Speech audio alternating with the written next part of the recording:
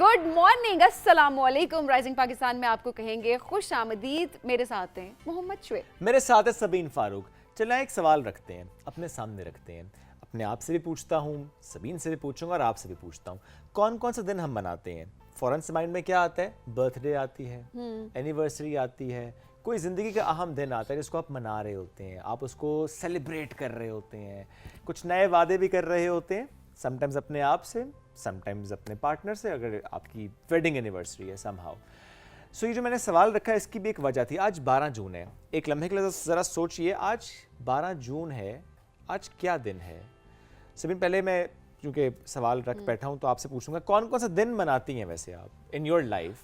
Birthday मना ली या independence day मना लिया, जो मनाने के जो मेजर डेज होते हैं, नेशनल डेज आपके होंगे, वो सेलिब्रेट जिनकी आपकी जिंदगी में सिग्निफिकेंस होती है। एग्जैक्टली, मतलब ये वाली चीज़ें हो रही होती हैं, बट स्टिल हमारे माइंड में कभी उस तरह के दिन नहीं आ रहे होते जिन पे एक्चुअली हमें फोकस करना एब्सोल्युटली, जैसे आज का दिन, और वो बहुत ज़रूरी है कि किस तरह से हमें चाइल्ड लेबर का खात्मा करना है। एब्सोल्युटली, आज 12 जून है, यस, चाइल्ड लेबर के खात्मे का दिन पूरी दुनिया में मनाया जा रहा है। इसकी मुनासबत से आज हमने सोचा कि अपने आप से भी बात करें, थोड़ी बात आपसे भी करें, थोड़ा अपने इर्द गिर्द नजर तो दौड़ाएं, कहाँ कहाँ पर हम आंखें बंद कर लेते हैं, कहाँ कहाँ पर हमें बोलने की जरूरत होती है, हम बोलते नहीं हैं, कहाँ कहाँ पर हाथ से रोकने की जरूरत होती है, हाथ पकड़ कर रोकने की जरूरत होती है। तो हमारा मसला ही है। अच्छा, आप जब भी देखेंगे ना, लिटरली आप किसी होटल पे किसी बच्चे को मजदूरी करते हुए देखेंगे तो लिटरली आपके माइंड में क्या आएगा? आपके माइंड में यही आ रहा होता है कि ये ठीक है, कर रहा है, इसके माँ बाप भेज रहे हैं, हायर करने वाले ने हायर किया हुआ है, हमारा मसला नहीं है, लेकिन हम उसके लिए आवाज़ नहीं उठाते। जब आप आवाज़ नहीं उठाते किसी चीज़ के लिए तो वो नॉर्मलाइज होना शुरू हो जाती है। नॉर्मलाइज होके वो चीज़ बस आपके कल्चर का, आपकी सोसाइटी का वो हिस्सा बन जाती है। उसको ख़त्म करना, फिर सोसाइटी से निकालना, नहीं कल्चर से निकालना, वो बहुत ज़्यादा मुश्किल हो जाता है। And we don't realise such things. और हमें तब रियलाइजेशन होती है जब कोई ऐसे केसेस सामने आते हैं। वो केसेस ये होते हैं किसी बच्चे की ज़िंदगी ख़राब हो गई है फॉर फ्ला रीजंस, क्योंकि वो कम उम्र था, वो अपनी राइट्स का ख्याल नहीं रख सकता था, उसे पता नहीं था, उसको मिसयूज़ किया गया, उसको एक्सप्लॉइट किया गया किसी भी लेवल पर, किसी भी जगह पे। सो अब तब जाकर हम आवाज़ उठा रहे होते हैं एक पर्टिकुलर केस के लिए कि इस केस में ये हुआ है तो अब आवाज़ उठाएं। लेकिन जनरली हम अपने इर्द गिर्द देख रहे होते हैं तो कोई फ़र्क नहीं पड़ रहा होता। अब घरों की बात करें, सही बात, घरों में कैसे कम सिन बच्चियाँ, कम उम्र बच्चे वो रखे हुए होते हैं, उन्होंने बड़े बड़े पढ़े लिखे लोगों ने, ये ज्यादा तकलीफ और दुख की बात है, इन्फ्लुएंशियल लोगों ने और तकलीफ की बात होती है। एग्जैक्टली, कि हम किस तबके से बात कर रहे हैं कि ठीक है, जिनकी जो पढ़े लिखे नहीं है, हम कहते हैं ठीक है, उन्हें नहीं पता, उन्हें कानून का नहीं पता, जो पता होना चाहिए, उसका पढ़ाई से कोई ताल्लुक नहीं है। कानून आपके मुल्क है, आप मुल्क के शहरी हैं, आपको पता होना चाहिए। बट लिटरली मैं हैरान होती हूँ उन लोगों पर जिनको कानून का भी पता है, जिनको बच्चों के हुकूक का भी पता है, जिनको हर चीज़ का पता है, but still they don't realise कि इट्स अ क्राइम। और इर्द गिर्द के लोग जो सोशल बाइकआउट नहीं करते ऐसे लोगों का, मैं उन पर भी हैरान होती हूँ। क्या क्यों जाते हैं आप उनके घर? क्यों उनसे बोल चाल रखते हैं? क्यों बातचीत करते हैं? क्यों ऐसे लोगों से आप कोई अपना रिलेशन रख रहे होते हैं जो कि एक बच्चे से काम करवा रहे होते हैं अपने घरों में, और उसके बाद उन पर जुल्म भी कर रहे होते हैं? बिल्कुल ऐसे ही है। क्या हमेशा हम किसी के जिस्म पे ज़ख्मों के निशान आने का इंतज़ार करेंगे? क्या हमेशा हम किसी की वीडियो आने का इंतज़ार करेंगे? क्या हमेशा हम किसी के केस के हाईलाइट हो जाने का और वो केस कोर्ट तक पहुंचने का और फिर सज़ा होने का इंतज़ार करेंगे? अगर इस मामले को रोकना है तो वाकई हमें अपने आप से ये वादा करना होगा कि एक तो मेक श्योर करना है कि हमारे इन्वायरमेंट में ऐसा कोई ऐसा काम ना हो रहा हो, प्लस आपके ही आसपास जहाँ पे आपको लगता है कि it's not your responsibility actually, but वो आपकी रिस्पॉन्सिबिलिटी होती है। सो वहाँ पर भी निगाह रखना और उसको भी रोकना, और ना सिर्फ सख्ती से रोकना बल्कि उस जो शख्स मुलव्वस है पूरा सीक्वेंस फॉलो करें ना। पहले आप आराम से बात करें, फिर बैठ के समझाएं, फिर तरीके से समझाने की और कोशिश करें। नहीं समझता रिपोर्ट करें, डू रिपोर्ट, खामोश नहीं रहना इस पे आपने। सो आज के दिन की मुनासबत से हम आगे चलकर भी बात करेंगे कि कितना इंपॉर्टेंट है इस पे बात करना, कितना फ़र्क आया है, कितना फ़र्क मजीद आ सकता है, छोटी छोटी सी कौन सी और कोशिशें जो हम कर सकते हैं, इस पर करेंगे बात। रहेगी हमारे साथ, ये है राइजिंग पाकिस्तान।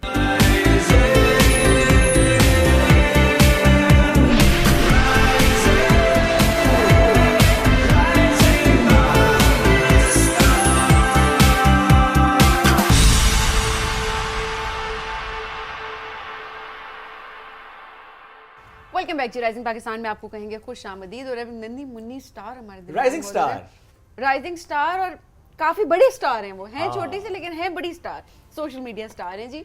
बड़ा ज़बरदस्त काम करती हैं। इंफॉर्मेटिव जो प्रोग्राम्स होते हैं, वीडियोस होती हैं, बेसिकली वो बनाती हैं। किसी एक जगह पर जाती हैं, उसकी हिस्ट्री के बारे में बताती हैं, वहाँ के कल्चर के बारे में बताती हैं, लोगों के बारे में बताती हैं। एट द सेम टाइम हम सबको बता रही होती हैं कहाँ कहाँ किस जगह पर हम लोग जा सकते हैं। सो ये एक बड़ी अच्छी बात होती है कि हम कहते हैं ना कि अब सोशल मीडिया का दौर है, किस तरह से आपने डिजिटली अपने बच्चों को आगे लेकर चलना है। तो उसमें मेरा ख्याल है बड़ी अच्छी एग्जांपल पेरेंट्स भी सेट करते हैं कि अपने बच्चों को इस तरह के प्रोडक्टिव कंटेंट की तरफ लेकर आते हैं। और जहाँ पर बात होती है ना, नहीं लोग देखते नहीं, आपका कंटेंट अच्छा है तो लोग देखते हैं। तो जिमल की हम बात करें, जी जिमल खान हमारे दरमियान मौजूद हैं, जिनका कंटेंट जो है वो बड़ा पसंद किया जाता है और सोशल मीडिया सेंसेशन है। Absolutely, not just the star but the star maker as well. वो भी साथ मौजूद हैं, इनके फादर वो भी साथ मौजूद हैं, हमें ज्वाइन कर चुके हैं शजील आरिफ साहब और जिमल खान में ज्वाइन कर उनको वेलकम करें। अस्सलाम वालेकुम, आप दोनों को कैसे हैं आप लोग? वाह हम ठीक ठाक। जिमल गुड मॉर्निंग, गुड मॉर्निंग। क्या हाल चाल, ठीक। कैसी है एनर्जी? गुड। गुड। अपनी नाश्ता किया? वीडियो वाली एनर्जी वैसे अपनी हमें यहाँ पे आपने दिखानी है, जो आप ऊंचा ऊंचा बोल रही होती हैं, बड़े बड़े स्टाइल के साथ में कहूँगी। बिल्कुल, बल्कि अभी हम कुछ देर बाद जिमल से कहेंगे कि हमारे सेट से मुतालिक एक व्लॉग बनाएंगी वो। हाँ। और हम बल्कि लाइव ये कोशिश करेंगे कि जिमल के साथ मैं मिल के ना एक हम टूर करेंगे इस सेट का, जिसमें जिमल बताएंगे सेट कैसा है, क्या क्या पर हो रहा है। Very good idea by the way. Right, तो आप स्टार्ट करते हैं, ये जर्नी का आगाज कैसे हुआ था? तो सर प्लीज बताएं ना कि आपने कब सोचा। अच्छा, आप तो खुद भी डीओपी हैं, डायरेक्टर ऑफ फोटोग्राफी, आप फिल्म मेकर भी हैं, तो आपने सोचा कि मैं स्टार अपने घर में पैदा करता हूं। तो ये तो पहला स्टार ऐसा ही है। एक्चुअली इसको बहुत शौक था व्लॉग्स बनाने का। तो ये अपने मदर के फ़ोन पे हर वक्त व्लॉग्स बनाते रहते थे। तो उस चीज़ पे मैं कभी इसको मैंने इनकरेज किया नहीं था। ये मुझे दिखाती थी, लाइक जब भी मैं काम से आता, पापा मैंने ये बनाया है, और वो व्लॉग्स काफ़ी अच्छे होते थे। लाइक शुरू में तो मैंने उसको इतना नोटिस नहीं किया, लेकिन जब मैंने उसको देखना शुरू किया तो वो बड़े अच्छे होते थे। लाइक उसमें प्रॉपर ये अपना कंटेंट दे रही है, इन्फॉर्मेशन बता रही है, सारी चीज़ें कर रही है। लेकिन इसको मैंने बोला था, मैंने कहा नहीं जिमल, ये चीज़ आपने नहीं करनी, आई डोंट लाइक दिस। उसके बाद क्या हुआ कि करते कराते खैर इसका ऑपरेशन हो गया। इसका ऑपरेशन हुआ तो लाइक पहला ऑपरेशन तो होना था। किस चीज़ का? इसकी पेटाला बोन मिसिंग थी। तो अच्छा। इसकी हैमस्ट्रिंग रिलीज की थी पाँव की। ओके। या तो उसके बाद क्या हुआ, लाइक पहला ऑपरेशन हुआ, उसके बाद इसकी फिजियो स्टार्ट हो गई। फिर इसका लाइक फिजियो के दौरान ही इसका डॉक्टर से इसका पाँव रप्चर हो गया था। ओके। तो she was like very traumatised. ठीक है, ये अपने लाइक टांग को हाथ भी किसी को नहीं लगाने देती थी। अच्छा। फिर इसकी दोबारा सर्जरी हुई उसकी वजह से। उसके बाद लाइक इसके अंदर ना लाइक वो एनर्जी नहीं थी, वो उस तरह से लाइक जिस तरह पहले जिमल थी उस तरह फिर जिमल थी नहीं। अब मुझे समझ नहीं आता कि इसको मैं किस तरह कंटिन्यू करूँ, इसको मैं दोबारा कैसे लेके आऊँ, क्योंकि फिजियो के लिए तो बिल्कुल नहीं जाती थी। तो इसकी जो मैंने पहली वीडियो बनाई थी वो फिजियोथेरेपी की बनाई थी। अच्छा। ये फिजियो इसको थोड़ा सा मैंने मोटिवेट किया कि देखो आप स्ट्रॉन्ग हो, आप कर सकती हो। तो फिजियोथेरेपी की वो जब मैंने वीडियो बनाई, जब मैंने इसकी लाइक वीडियो बना के जब उसको मैं एडिट करा, तो उसकी जब मैं डिलीवरी देखा तो मुझे लाइक इसमें एक स्पार्क नज़र आया, मुझे एक शाइन नज़र आई। मैंने कहा नहीं यार, वाई नॉट, हम क्यों ना करें। फिर उसके बाद लाइक डॉक्टर्स ने कहा था कि इसको लाइक वॉक वगैरह करानी है आप लोग ने। तो उस वीडियो के बहाने, क्योंकि वैसे तो ये करती नहीं थी, वैसे तो बड़ी रिलेक्टेंट थी, लेकिन जब इसको मैं कैमरा के सामने आता था तो एकदम से इसकी एकदम से एनर्जी आ जाती थी। तो असल में आपने जिमल की जो एक जर्नी ऑफ हेल्थ है ना, उसको मद्देनजर रखा। यस, ठीक है। तो उसके बाद ये है कि मतलब कि फिर हम लोग ने इसके वीडियोस बनाना स्टार्ट की। जब हमने पहले तो मैंने आपको बताया कि हमने बनाई थी फिजियोथेरेपी के ऊपर। फिर उसके बाद अगेन मैं सोच रहा था कि यार अब हमारे पास कंटेंट क्या, अब उस चीज़ को मैं लेके नहीं चलना चाह रहा था कि हम लोग फिजियोथेरेपी करते हैं, इसकी हेल्थ को ही लेके चलें। अब इसको भी शौक था वीडियोस बनाने का। फिर मैंने और इसने सोचा, हमने कहा यार हम लोग वीडियोस बनाएंगे लेकिन अच्छा कंटेंट होगा। उसके ऊपर मैंने टाइम लगाया। फिर उसको मैंने बताया कि हम इस तरह की चीज़ बना सकते हैं। फिर इसने एग्री किया। फिर उसके बाद अब जिस तरह काफ़ी ज़्यादा चीज़ें हैं, जैसे हमने एक मॉन्यूमेंट के ऊपर बनाई थी, तो हम लोग जब भी हाईवे से गुजरते थे तो ये मुझसे अक्सर सवाल करते थे, पापा ये पंपकिन सा क्या है, ये क्या चीज़ है। और टू बी ऑनेस्ट मुझे भी नहीं पता था कि ये बना हुआ क्यों है। ठीक है, लेकिन जब उसके बारे में मैंने रिसर्च की तो पता लगा कि ये तो हमारे सारे सूबों को लाइक रिप्रेजेंटेशन है। तो उस तरह से फिर ये है कि मतलब कि उससे फ़ायदा क्या होता है, उससे फ़ायदा ये होता है कि उसमें मेरी भी मतलब कि इल्म में इजाफा होता है। अब आपने उसके थ्रू पढ़ना भी शुरू कर दिया। अच्छा, वाकई जब आप कंटेंट बनाते होंगे तो जाहिर सी बात है आपकी अपनी रिसर्च इतनी होती है। अपनी रिसर्च ऑब्वियसली होती है। फिर उसके बाद लाइक उसको प्रॉपर स्क्रिप्ट करना, क्योंकि पहले स्क्रिप्ट होता है वो तो अच्छा खासा लेंथी स्क्रिप्ट होता है। फिर आजकल रील फॉर्मेट जा रहा है, तो फिर उसको इसके हिसाब से लेके आना, लाइक 30 सेकंड 40 सेकंड पे लेके आना।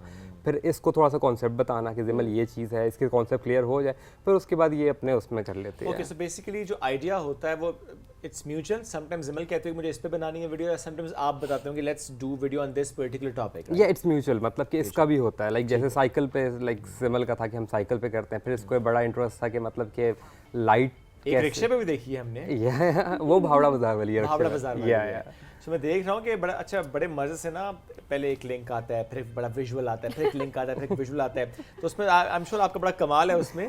ज़रा अब वो डीओपी हो तो फिर मैं वही प्रोडक्शन बात कर अच्छी रही तो हूँ कि होनी वो है ना। अपना जो टैलेंट है ऑब्वियसली वो हाँ। निकर तो निकर के अच्छी सामने बात आ है, बहुत रहा अच्छी बात है, लेकिन उसमें सबसे अच्छी बात मुझे ये लगी कि जिमल का बहुत उसमें अपना पैशन है, वो बहुत इनपुट देती है, बहुत एनर्जी से करती है, तो वो नजर आता है कि बहुत ऑर्गेनिक कंटेंट है उसमें, ये नहीं है कि आपने करवाया सारा कुछ। रीटेक्स कितनी वैसे तंग, क्योंकि छोटे बच्चे होते हैं उनके साथ काम करना बड़ा मजे की मुश्किल बात होता ये है। है कि मेरा तो खैर काम ही लाइक फिल्म मेकिंग है, तो मैंने काफ़ी ज़्यादा काम करता होता हूँ। इसके साथ काम करने में मुझे सबसे ज़्यादा मज़ा आता है, क्योंकि ये मुझे 3 रीटेक से ज़्यादा नहीं देती है। और अच्छा, आप मुझे अब टोटल कितनी वीडियोस बन चुकी हैं अब तक जिमल की? अभी तक हम लोग ने जो बनाई है, I am not sure, but I think it's more than 35 और वीडियोस। तकरीबन एक साल? यस, अभी 1 साल इसको हो जाएगा इन सितंबर। ओके, अभी तो साल नहीं हुआ। अभी तो 6-8 महीने की बात है, 8-10 महीने भी नहीं वो पूरे हुए। अच्छा, वैसे में स्टडीज भी ज़्यादा चल रही होंगी, तभी किस क्लास में जिमल? ग्रेड 2 में जाऊँ। ग्रेड 2 में अब जाएंगी, वंडरफुल। अब ऐसे में अब एक और पर्सपेक्टिव लेके आते हैं ना कि हमारे यहाँ ये भी होता है, स्पेशली जो टीवी से जुड़े लोग होते हैं, मीडिया इंडस्ट्री से जुड़े लोग होते हैं, जनरली हम देखते हैं कि उनके बच्चों को लेकर उनकी वीडियोस बन रही होती हैं समहाउ, लेकिन उसी में कुछ लोग होते हैं वो कहते हैं कि नहीं नहीं, हमें इनकी वीडियोस नहीं बनानी। उनको ये लगता है कि नहीं, डी फोकस या डी ट्रैक हो जाएंगे, ये शायद सिर्फ और सिर्फ इनके स्टारडम आ जाएगा और ये पढ़ाई की तरफ नज़र का तवज्जो भी नहीं तो दे element पाएंगे। होता है, नज़र नज़र एलिमेंट भी होता है, एब्सोल्युटली। सो वो लोग ज़्यादा कॉन्शियस भी हो रहे होते हैं। सो इन योर केस आपने तो पूरी स्टोरी सुनाई कि जब फिजियोथेरेपी वाला एक एलिमेंट था जिसको आपने बुनियाद बनाया कि नहीं मुझे वीडियो बनाने ताकि ये ज़रा एनर्जी के साथ काम करेगी, तो वो साथ साथ उसकी हेल्थ भी अच्छी हो जाएगी। बट ये वाला एलिमेंट आपके माइंड में कभी आपने भाभी से डिस्कशन में आया कि अच्छा नहीं, उसकी स्टडीज़ ना मुतासिर हो जाएं, इसके अंदर स्टार एलिमेंट आ जाएगा तो ये पढ़ेगी नहीं, नखरा हो जाएगा तो बड़ा मुश्किल हो जाएगा टू हैंडल? अच्छा, ये चीज़ जो है, मतलब कि इस पे ऐसा है कि हम लोग इसकी स्टडी के साथ कोई कॉम्प्रोमाइज़ नहीं करते। Okay. पहली जो है वो जो हमारी प्रायोरिटी है वो इसकी स्टडीज़ है। अभी आप देखें लाइक इसकी काफ़ी टाइम से कोई वीडियो अपलोड नहीं हुई। क्यों? क्योंकि उसकी रीज़न ये है कि इसके एग्जाम्स हो रहे थे। ठीक है। तो हम ज़्यादा फोकस जो होता है वो तो एग्जाम्स लाइक पढ़ाई पे ही होता है। ठीक है। ठीक है। उसके बाद हाँ, जब हमारे पास टाइम होता है, एक्स्ट्रा टाइम्स होता है, जब मेरे पास टाइम हो, लाइक मैं फ्रीलांस काम करता हूँ, जब मेरे शूट्स वगैरह नहीं होते, हम दोनों का लाइक म्यूचुअली थोड़ा सा टाइम मिल जाता है, तो फिर हम लोग वीडियोस क्रिएट करते हैं। और इसमें ये अच्छी बात है ना कि बाबा और बेटी को अच्छा टाइम स्पेंड करने का मौका मिल जाता है। इसलिए देखिए काम का काम हो रहा है और बाबा और बेटी की बॉन्डिंग भी हो रही है। ऐसे ही अच्छा, कंसिस्टेंट रहना कितना मुश्किल होता है, बिकॉज आपकी अपनी भी जॉब है, अपना भी आप काम करते हैं, देन ये चीज़ एक्स्ट्रा, एंड देन कभी कभी शुरू में आप बड़ा डिमोटिवेट भी हो जाते हैं कि व्यूज़ नहीं आ रहे, लोग नहीं देख रहे हैं, लोगों का उस तरह से रिस्पॉन्स नहीं आ रहा जितनी मेहनत इन्वॉल्व है। अच्छा, टू किस बी तरह ऑनेस्ट से विद यू, रहते हैं लाइक मैंने आज तक व्यूज़ वगैरह को कभी लाइक मैंने उस तरह से रखा नहीं है। ठीक है, हमारी कोशिश यही रही कि हम लोग कंटेंट डालते रहें, नो मैटर कि लोग देख रहे हैं नहीं देख रहे हैं, क्योंकि मुझे ये सेटिस्फेक्शन है कि लाइक मेरी बेटी दे लाइक खुश है जो वो कर रही है, सीख रही है, that's it. And above all वो एक अच्छा कंटेंट क्रिएट कर रही है। अच्छा कंटेंट क्रिएट कर सबसे रही है। इंपॉर्टेंट है, क्योंकि आप नॉर्मली हम जो आजकल डिस्टर्ब जिस चीज़ से होते हैं वो क्या है कि बच्चे जो कंटेंट कंज्यूम कर रहे हैं सोशल मीडिया पे, स्पेशली यूट्यूब पे, वो ऐसा कंटेंट जिसमें वायलेंस भी है, और कुछ गेम्स ऐसी हैं जो कि बड़ी बच्चे उसमें वल्नरेबल हो जाते हैं। सो एज अ पेरेंट हम सबका कंसर्न होता है कि बच्चा ऐसा कोई कंटेंट कंज्यूम ना करे, लेकिन हम फिर कहते हैं अच्छा बच्चा क्या देखे, देयर इज नो कंटेंट, तो there you go, we have that content, responsible content जिसे हम कहते हैं कि वो उसमें खाने की बात भी हो रही है, उसमें कल्चर की बात भी हो रही है, उसमें किसी जगह की बात भी हो रही है, और बच्चा जब बात कर रहा है तो आई थिंक वो बच्चे ज्यादा सुनते हैं कि अच्छा ये तो हमारे ही साथ का है ना, कोई जो बात कर रहे हैं। तो जिमल जरा मुझे ये बताएंगे, क्लास फेलो तो बड़े फैंस होंगे आपके कि जिमल तो स्टार है, जिमल तो कंटेंट बनाती है, जिमल जरा बताओ ना कुछ इस बारे में भी। बताएं अपने फ्रेंड्स के बारे में। फ्रेंड्स क्या कहते हैं? कहते हैं हमने भी वीडियो में आना है, कह रहे होते हैं। और अभी तक अपनी किसी फ्रेंड को वीडियो में लेके आई हो? अभी तक नहीं लाई, इरादा है कि आगे लाना है? बेस्ट फ्रेंड कौन है? कश्यप। कश्यप है। सो कश्यप के साथ वीडियो अगर बनाओगे तो किस जगह पे लेकर जाओगी उसको? किसी रेस्टोरेंट लेकर जाओगी, किसी ऐसे बाजार में लेकर जाओगी जिसका जो बड़ा प्यारा सा व्यू होगा, कहाँ लेकर जाओगी? बाजार। बाजार। सबसे अच्छी वीडियो आपको अपनी कौन सी लगती है जो बनाई है इतनी ज्यादा? जॉयलैंड वाली। जॉयलैंड वाली ऑब्वियसली मतलब मैंने भी जाना है, मेरा दिल कर गया अब।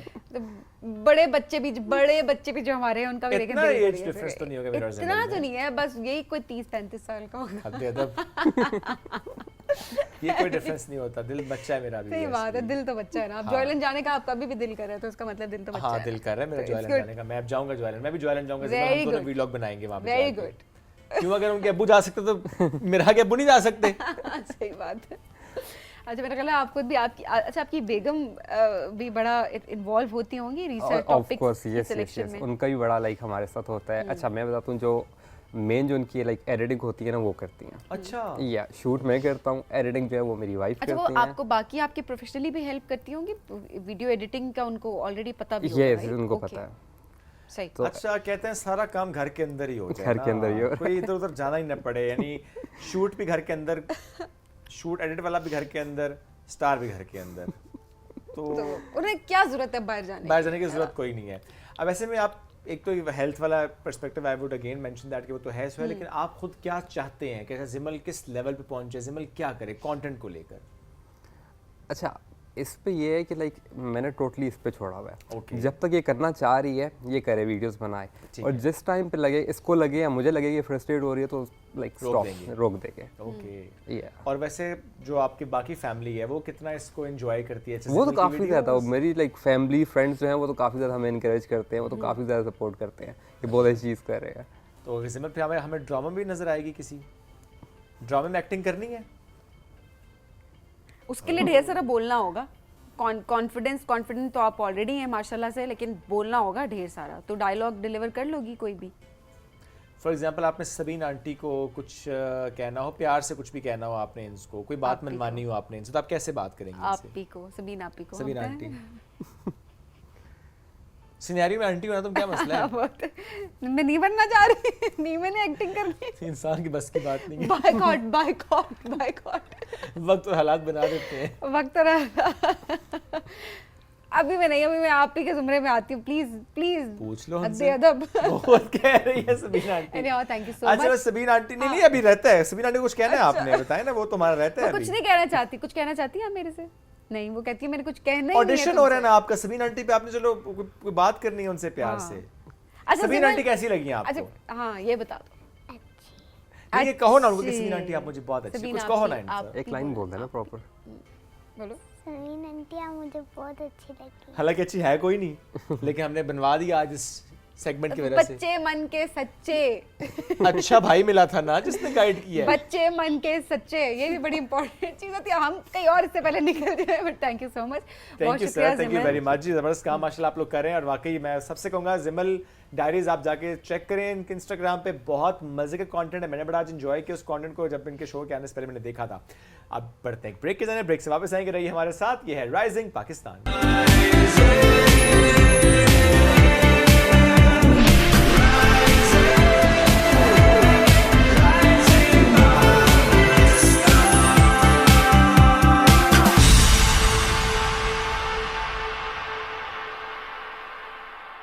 Welcome back. राइजिंग पाकिस्तान में एक बार फिर कहते हैं खुश आमदीद। आज है 12 जून और आज अगर हम इंटरनेशनली देखें तो बच्चों के साथ जिस तरह का सलूक होता है हम उस दिन की मुनासबत से बात करेंगे। नहीं, बच्चों की मुशक्क़त के ख़ात्मे का दिन आज हम इसको ऑब्जर्व कर रहे हैं।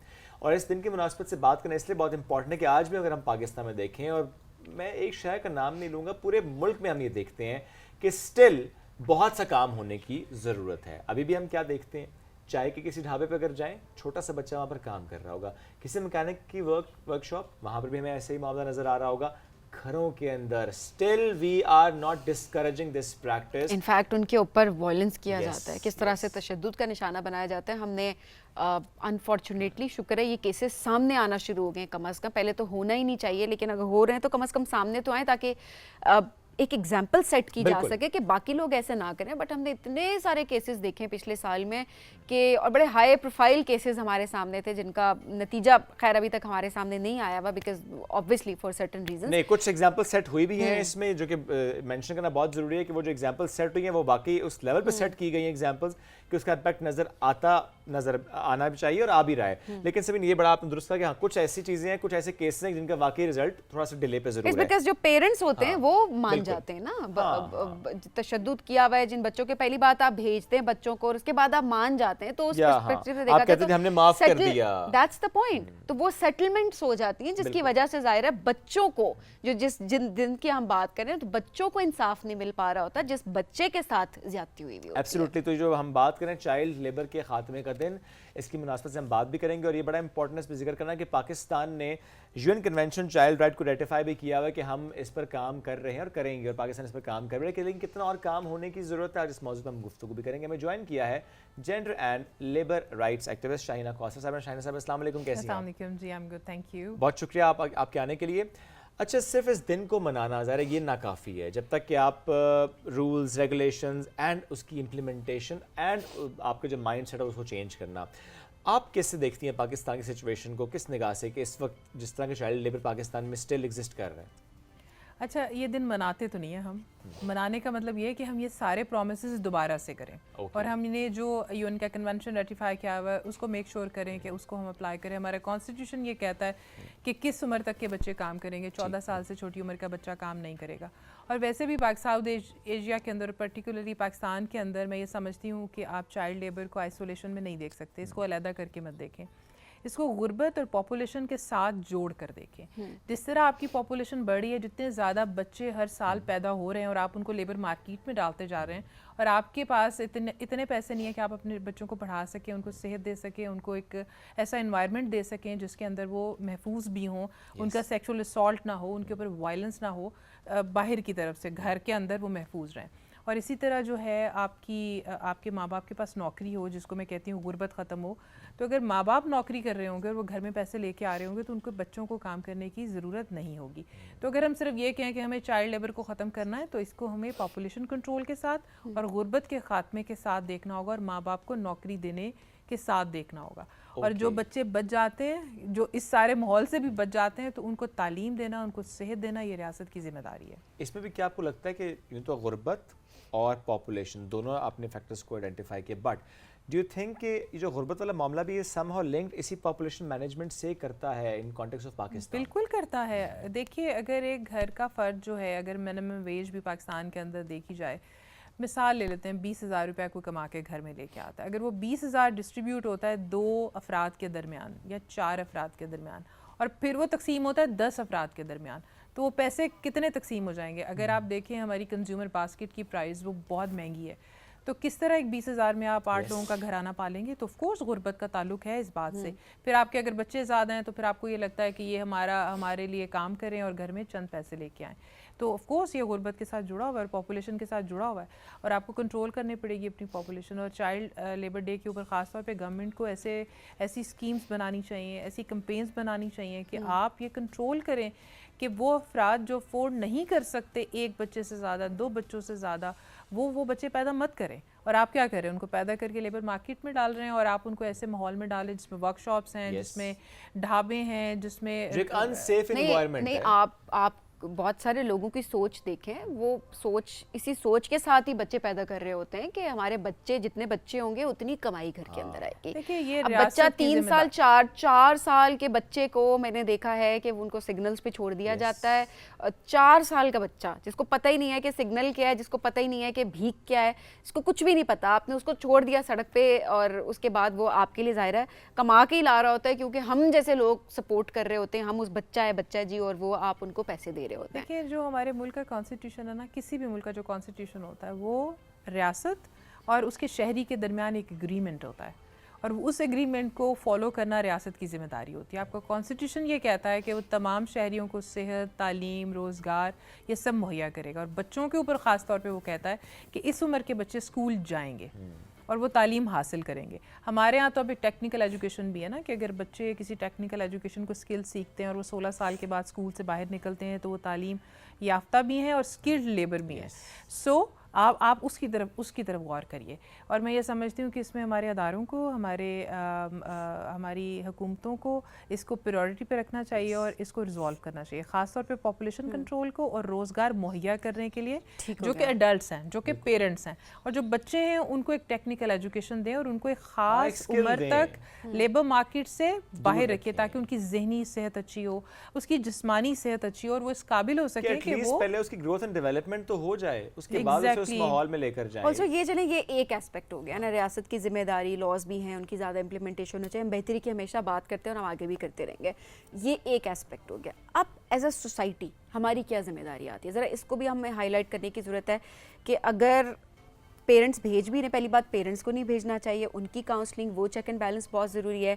देन अगर भेज रहे हैं तो ये हायर क्यों करते हैं, एम्प्लॉयर्स के ऊपर कितनी जिम्मेदारी आयद होती है कि वो हायर ना करें। जिस तरह ढाबों की हम बात कर रहे हैं, हम मैकेनिक्स की शॉप्स की आप बात कर रहे हैं, घरों के अंदर देखें हमारी क्या रिस्पॉन्सिबिलिटी है कि घर के अंदर आप आईडी कार्ड तो चेक करें ना किसी बच्ची को अगर आप काम के लिए रख रहे हैं। तो एज अ सोसाइटी किस तरह से हम चेंज ला सकते हैं? देखिए, जो मैं हुकूमतों और रियासत की बार बार बात करती हूँ वो एक एस्पेक्ट ज़रूर है, लेकिन बहुत बड़ा एस्पेक्ट है। मैं आपको इससे आगे बात करने से पहले ये बताऊं कि रेड सिग्नल हमें सड़क पे नज़र आता है ना, नज़र आता है और हमें पता है हम उस पर रुकना चाहिए, और अगर हमें कुछ देख नहीं रहा होता तो हम उस रेड सिग्नल को क्रॉस कर जाते हैं, हालांकि हमें पता होता है कि हमारी जान को ख़तरा है। तो आपको कौन स्क्रूटनी कर रहा है? वो रेड सिग्नल पे खड़ा हुआ पुलिसमैन जो कि आपको रोकता है। आपको पता है आप जाएंगे, आप हेलमेट नहीं पहनेंगे, आपको चोट लगेगी। एग्जैक्टली बिल्कुल उसी तरह आपको पता है कि चाइल्ड लेबर एक गलत बात है, लेकिन अगर आपको कोई चेक नहीं कर रहा होगा तो आप करेंगे। चाइल्ड लेबर क्या है? चीप लेबर है। आप बहुत कम पैसों में एक मासूम बच्ची को हायर करते हैं वर्कशॉप पे, घरों में, डोमेस्टिक लेबर में, या इवन फैक्ट्रियों में। देखिए कराची और लाहौर में जो हमारी फैक्ट्रियाँ जलने के 2 बड़े वाक़यात हुए, उनमें बच्चे मौजूद थे और वो बच्चे रात के वक्त मौजूद थे। और आई मीन वो तो हम जाके देख नहीं रहे, लेकिन सड़कों पे, वर्कशॉपों में, बाज़ारों में, सिग्नल्स पे, हाउस में, हेल्थ में हम बच्चों को देख रहे हैं। वो है माइंस, नॉट एग्जैक्टली, मैंने माइंस में काम किया है, चकवाल और इन सारे बच्चे खाना पहुंचाने जाते हैं, लेकिन यहाँ तक मैं समझ सकती हूँ कि बच्चों को माइन के अंदर जाने की इजाज़त नहीं होती, औरतों को माइन के अंदर जाने की इजाज़त नहीं होती है, वो माइन के बाहर रहते हैं खाना पहुँचाने। और इस तरह हमारे दूसरे लोग, वो भी एक बहुत ही एक्सप्लॉयटेशन की एक शक्ल है, माइन वर्कर। खैर, हम वापस आते हैं चाइल्ड लेबर के ऊपर। सोसाइटी की ऑफ कोर्स बहुत बड़ी जिम्मेदारी है। ये वर्कशॉपों के मालिक, ये हमारे घरों की बेगमात, ये हमारे घरों में पढ़े लिखे तबकात, ये क्यों छोटे बच्चे हायर करते हैं? क्यों इनके पेरेंट्स इनके पास लेके आते हैं और ये उनको हायर भी कर लेते हैं? आप उनको रिफ्यूज़ कर दीजिए। और अगर आप ये समझते हैं कि आप इतना अफोर्ड कर सकते हैं तो आप किसी अडल्ट को हायर कीजिए। मसला सिर्फ ये है कि किसी भी अडल्ट को जिसका आईडी कार्ड बना है उसके राइट्स होंगे ना, वो बात करेगा, उसको समझ होगी, उसकी आप एक्सप्लॉयटेशन नहीं कर सकेंगे। तो आप छोटे बच्चियाँ अपने घरों में रखते हैं, वर्कशॉपों में रखते हैं, वो चाइल्ड लेबर को आप प्रमोट भी कर रहे हैं और आप कह भी रहे हैं कि हम प्रमोट नहीं करें। तो सोसाइटी की तो ऑफकोर्स बहुत बड़ी जिम्मेदारी है। मुझे एक छोटा सा एक इंसिडेंट याद है कि अभी 3 वीक्स बैक हुआ है कि हमने कुछ फर्नीचर कहीं से ऑर्डर किया हुआ था, और जब फर्नीचर डिलीवर हुआ तो उसमें कुछ थोड़े बहुत पॉलिश के इश्यूज़ थे। तो मैंने उस फर्नीचर शॉप को कॉल किया, मैंने कहा कि आप प्लीज़ फिक्स करें इसको। तो उसने कहा कि ठीक है, आप ना पिक कर लीजिएगा हमारा लेबर और वो आके ठीक कर देगा। तो मैंने कहा मैं पिक करने आऊँगा और वो मैं लेकर आऊँगा और फिर मैं वापस छोड़ने जाऊँगा, तो आप उसे ऐसा करें इन किसी भी ऑनलाइन टैक्सी पे भेज दें। कहते नहीं, उस पर तो मैं नहीं भेज सकता, वो तो बच्चा है। मैंने कहा अगर बच्चा तो फिर तो बिल्कुल मत भेजें जी, आप बच्चों को मेरे पास क्यों भेज रहे हैं काम के लिए? उसने कहा कि बच्चा हमारे पास, वो कहते नहीं एक्चुअली उसकी एज ऐसी है। मैंने कहा अगर उसकी एज कम है और आप उससे काम करें वैसे तो गलत है, मेरे पास तो बिल्कुल मत भेजो घर पे उसको इस तरह। मतलब मैं तो काम ही नहीं कराऊंगा आपसे। अब मुझे पता होता है आपने बच्चे से काम करा तो मैं करवाता ही ना काम से। तो मैं बता रहा हूँ कि एक ब्रांड है जिसका फर्नीचर है, वहाँ पे ये हो रहा है। सो दैट्स माय पॉइंट कि हमें खुद भी बैरियर बनना होता है, आपको खुद बताना होता है, कहना कि नहीं भाई हमने नहीं करवाना काम। आप जब मना करेंगे तो जाहिर सी बात है अगले का भी फिर इतनी हिम्मत नहीं होगी कि आपसे कहे कुछ। एज ए सोसाइटी आप ये कर लें कि जिस वर्कशॉप में, जिस जगह पे बच्चा काम कर रहा है, आप कहें हम आपसे काम नहीं करा रहे, सिंपल, आप रिफ्यूज़ कर दें। अच्छा, फिर दूसरी तरफ आ जाएगा कि अच्छा उनको किस तरह अकोमोडेट करें, आप उनको स्किल लेबर की तरफ डालें, आप उनको ऐसी एजुकेशन दें जो कि टेक्निकल एजुकेशन हो, बच्चे स्कूल के अंदर हो, जो फ्यूचर में उनके काम आए, जो उनकी फिजिकल ग्रोथ में, जो उनकी ब्रेन ग्रोथ में, उनकी मेंटल हेल्थ में। और ये शाहिना साहब, जो सेफ एनवायरनमेंट में तालीम हासिल करेगा, स्किल लेगा, उससे बड़ी क्या बात होगी? ये जो आप कह रहे हैं नहीं वो सीख रहा है, वो एक अनसेफ एनवायरनमेंट में सीख रहा है, ही इज वल्नरेबल। एग्जैक्टली, और जो हो रहा है हम उस पे बात ही नहीं करते हैं। एग्जैक्टली, और वो लेबर मार्केट में एक तंदुरुस्त इंसान की सूरत में जाएगा, ना कि वो एक्सप्लॉइट होके और बहुत सारे ट्रॉमेटाइज होके उसके अंदर जाएगा। हम एज ए सोसाइटी, हमारे ऊपर बहुत ज़्यादा जिम्मेदारी आयद होती है, क्योंकि एज ए इंडिविजुअल लेवल पे आप अपने इर्द गिर्द ये सब कुछ होता देख रहे हैं। मैं बहुत सारी जगहों पे बैठी होती हूँ खाने के लिए या कुछ भी, मैं वो बच्चे जब सर्व करने आते हैं तो मैं उनको देख के कहती हूँ आप अंडर एज हो ना, तो वो उनको कहा गया होता है कि आप उनको कि नहीं मैं 21 साल का हूँ, लेकिन हम अब हमारे भी बच्चे, हम देखते हैं कि बच्चे किस उम्र में कैसे लगते हैं। इतने छोटे बच्चे होते हैं, उनके बहुत छोटे हाथ होते हैं, उनका फेस बता रहा होता है कि वो अंडर एज है, लेकिन इतने, जैसे आपने कहा फर्नीचर्स के बड़े ब्रांड, होटल्स के बड़े ब्रांड, उन्होंने अंडर एज बच्चों को हायर किया हुआ है और वो काम कर रहे हैं। और सामने बेशक नहीं रखते होंगे बड़े ब्रांड्स की जो आप बात कर रहे हैं, बट एक्चुअली वेटर्स भी, मैं वेटर्स की तो बात मैं उनको कहती हूँ तो वो फिर उनको बुला लेते हैं कि ये आईडी कार्ड मांग रही हैं। सो ये एक, जैसे कहते हैं ना कि रिंग करना वो bell, that's very as a individual, as a as society an individual तो बहुत सबसे ज़्यादा ज़्यादा बहुत बहुत इंपॉर्टेंट है। अच्छा, आप जो इस घरों पे- में काम करते हैं शाइना साहिबा, अब एज अ सोसाइटी, अच्छा मेरे नेबर में, मेरे साथ वाले घर में अगर किसी ने कोई काम वाला है, काम वाली रखी हुई है, तो क्या मुझे नहीं पता होगा कि वो कौन है? पता होता है ना, सबको पता होता है। हम आवाज़ ही नहीं उठाते उस रिपोर्ट ही सवाल नहीं से। कर रहे इसको। हमें एक तो रिपोर्ट करना चाहिए, दूसरा सोशल बायकॉट करना चाहिए ऐसे लोगों का। मैंने उन तमाम घरों में जाके मिलना, चाहे वो मेरे क्लोज ब्लड रिलेशन थे जिन्होंने अंडर एज बच्चे बच्चियां घरों में हायर किए, मैंने उनके घर जाना छोड़ दिया। बहुत अच्छा किया। वो मेरे बारे में ये कहते हैं कि अब ये पढ़ लिख गई है, इसकी तालीम बहुत होगी, ये पागल होगी। मैं कहती हूँ ओके फाइन, मुझे ऐसे पागल लोग सोसाइटी में चाहिए। इस पागलपन को मैं एज ए सनद अपने लिए समझती दुरुस्त हूँ। बात। आप बाइकआउट कर दें लोगों का, आप उन जगहों पे जाना छोड़ दें, अब देखिएगा तब्दीली आएगी। लेकिन साथ साथ मैं ये भी कहती हूँ कि पॉपुलेशन कंट्रोल और गुर्बत के खात्मे की बड़ी ज़रूरत है, क्योंकि ये बच्चे अगर वापस घरों में जाएंगे तो उनको वहाँ पे खाना, सेहत, तालीम मिलनी चाहिए। और दूसरी तरफ रियासत इन बच्चों को स्कूलों में लेके आए। अच्छा शाहिना साहब, उसमें चूंकि आपने इससे पहले बात की ना पॉपुलेशन मैनेजमेंट की, जब आपने कहा कि जो अफोर्ड नहीं कर सकता वो प्लान करे कि अच्छा मैं ज़्यादा बच्चे पैदा नहीं करने, मुझे ये लगता है, मेरी अपनी राय इसमें यह है कि no matter if you can afford it और नॉट, आप अगर बहुत प्रिविलेज क्लास से भी आपका ताल्लुक़ है, आप बहुत अच्छा कमा रहे हैं, तब भी मैं ये समझता हूँ ना सिर्फ इसलिए कि आपकी हेल्थ मुतासर होती है, अदरवाइज़ भी आप देखें मुल्क के रिसोर्सेज हैं। अगर एक बंदा जो कि कमा सकता है, उसके घर में ज़्यादा बच्चे, वो इस बुनियाद पर पैदा करे कि मैं कमा सकता हूँ, मैं इनकी टेक केयर कर लूँगा, मैं इनको तालीम दूंगा, मैं इनको खाना दूंगा, बहरहाल वो रिसोर्सेज तो मुल्क के वही रहेंगे। जब ये आपके रिसोर्सेज खींच लेंगे तो वो जो गरीब तबका है जो कि अफोर्ड नहीं कर सकता, वो इन रिसोर्सेज तक पहुंच ही नहीं पाएगा। हमें रिसोर्सेज को समझते हुए ये भी सोचना चाहिए कि मैं अगेन इस पे कहता हूँ, no matter if you can afford it और नॉट, स्टिल आप इस पे सोचें कि आप क्या कर रहे हैं। बिल्कुल ऐसी कैंपेन्स चलनी चाहिए कि ये सोच लोगों की बन जाए। लोगों का एक ऐसा तबका है, बहुत बड़ा तबका है हमारे मुल्क के अंदर, जो ये समझता है कि ज़्यादा बच्चे पैदा करना चाहिए, और उसका लिंक बहुत सारी चीज़ों के साथ जुड़ा हुआ है। उनको ये समझाना बहुत बहुत इंपॉर्टेंट है कि बच्चे एक बहुत बड़ा प्रोजेक्ट हैं, एक बहुत बड़ी आप एक ह्यूमन रिसोर्स को, एक इंसान को एक माशरे के अंदर दे रहे हैं, आप दुनिया में लेके आ रहे हैं। आपके पास प्लान क्या है उसके लिए? आप एक सेहतमंद इंसान माशरे को दे रहे हैं, अपने मुल्क को दे रहे हैं, ऐसी ह्यूमन रिसोर्स अपनी दुनिया को दे रहे हैं जो पढ़ा लिखा है, तंदुरुस्त है, बेहतर है, जिसकी जहनी सेहत अच्छी है, आप उसको टाइम दे सकते हैं कि नहीं? अगर आपके एक या दो से ज़्यादा बच्चे हैं, मुझे तो ये समझ नहीं आता आप उनको टाइम कैसे देते हैं। सीरियसली आपके पास कितना वक्त है, चाहे आप काम करते हैं, चाहे आप नहीं काम करते, आप पैसे वाले, आप गरीब तो हैं, टाइम नहीं देते ना। किस तरह, इसी वजह से तो आप ऐसे आप बच्चों के हालात देखें शाहिना साहबा, कता कलामी की माजरत, बट ऑनेस्टली हमने इतने मैंने बच्चों को ट्रॉमेटाइज होते देखा है, इतने छोटे छोटे बच्चों को एंजाइटी में देखा है, डिप्रेशन में देखा है, बिकॉज पेरेंट्स के साथ कोई कनेक्शन ही नहीं है। पेरेंट्स ने जब 4-4 बच्चे पैदा किए हैं, 5-5 बच्चे या उससे ज़्यादा, तो लिटरली एक माँ के पास पहली बात उसकी हेल्थ किस हद तक मुतासिर हुई होगी वो सही चाहिए, बिकॉज न्यूट्रिशन के तो हमारे हालात हमारे सामने है कि एक घर में एक औरत की सेहत पर तो कभी बात ही नहीं होती, कभी बात नहीं होती, हमने ये देखा है। दूसरी बात ये कि जब टाइम ही नहीं है, आपने बच्चे को कुछ सिखाया ही नहीं है, उसको कुछ पता ही नहीं है, तरबियत ही नहीं की है, तो मुआशरे के ऊपर एक बर्डन है, वो आप मुआशरे में पॉजिटिवली कंट्रीब्यूट नहीं कर रहा। और इस वक्त पाकिस्तान को मैं समझती हूँ कि इस पे पॉपुलेशन इमरजेंसी डिक्लेयर कर देनी चाहिए। और अगर आप हर साल 60 लाख के करीब बच्चे, मुझे एग्जैक्ट तादाद नहीं, आपके आ रहे हैं मुल्क के अंदर, पैदा हो रहे हैं, क्या प्लान है आपके पास? स्कूल हैं आपके पास? मुझे तो मेरे गांव में जहाँ जिस स्कूल में मैंने गवर्नमेंट स्कूल से पढ़ा है, उसमें अभी भी एक ही गवर्नमेंट स्कूल है। मैं I am 45 years old right now, और मेरे इतने पुराने, जब मैंने पढ़ा होगा 10 साल की मैं बात कर रही हूँ, इतने सालों में 35 ईयर में अगर नया स्कूल नहीं बना उसमें, और लेकिन उसके अंदर बहुत सारे मोबाइल के टावर लग गए हुए हैं और बहुत सारे मोबाइल लोग लेके फिरते हो, नई ब्रांड की गाड़ियाँ आती, तो प्रायोरिटीज़ फ़र्क है ना।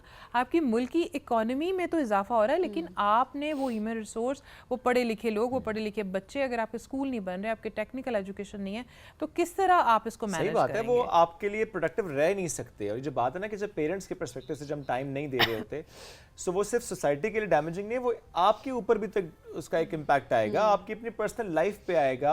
आप स्ट्रेस में जाएंगे जब बच्चा सही तरह से उसकी ग्रोथ एंड डेवलपमेंट नहीं, उसकी सोच नहीं डेवलप, वो किसी नेगेटिव साइड पे चला गया, वो ट्रॉमेटाइज है, तो उससे आप भी इम्पैक्ट होंगे।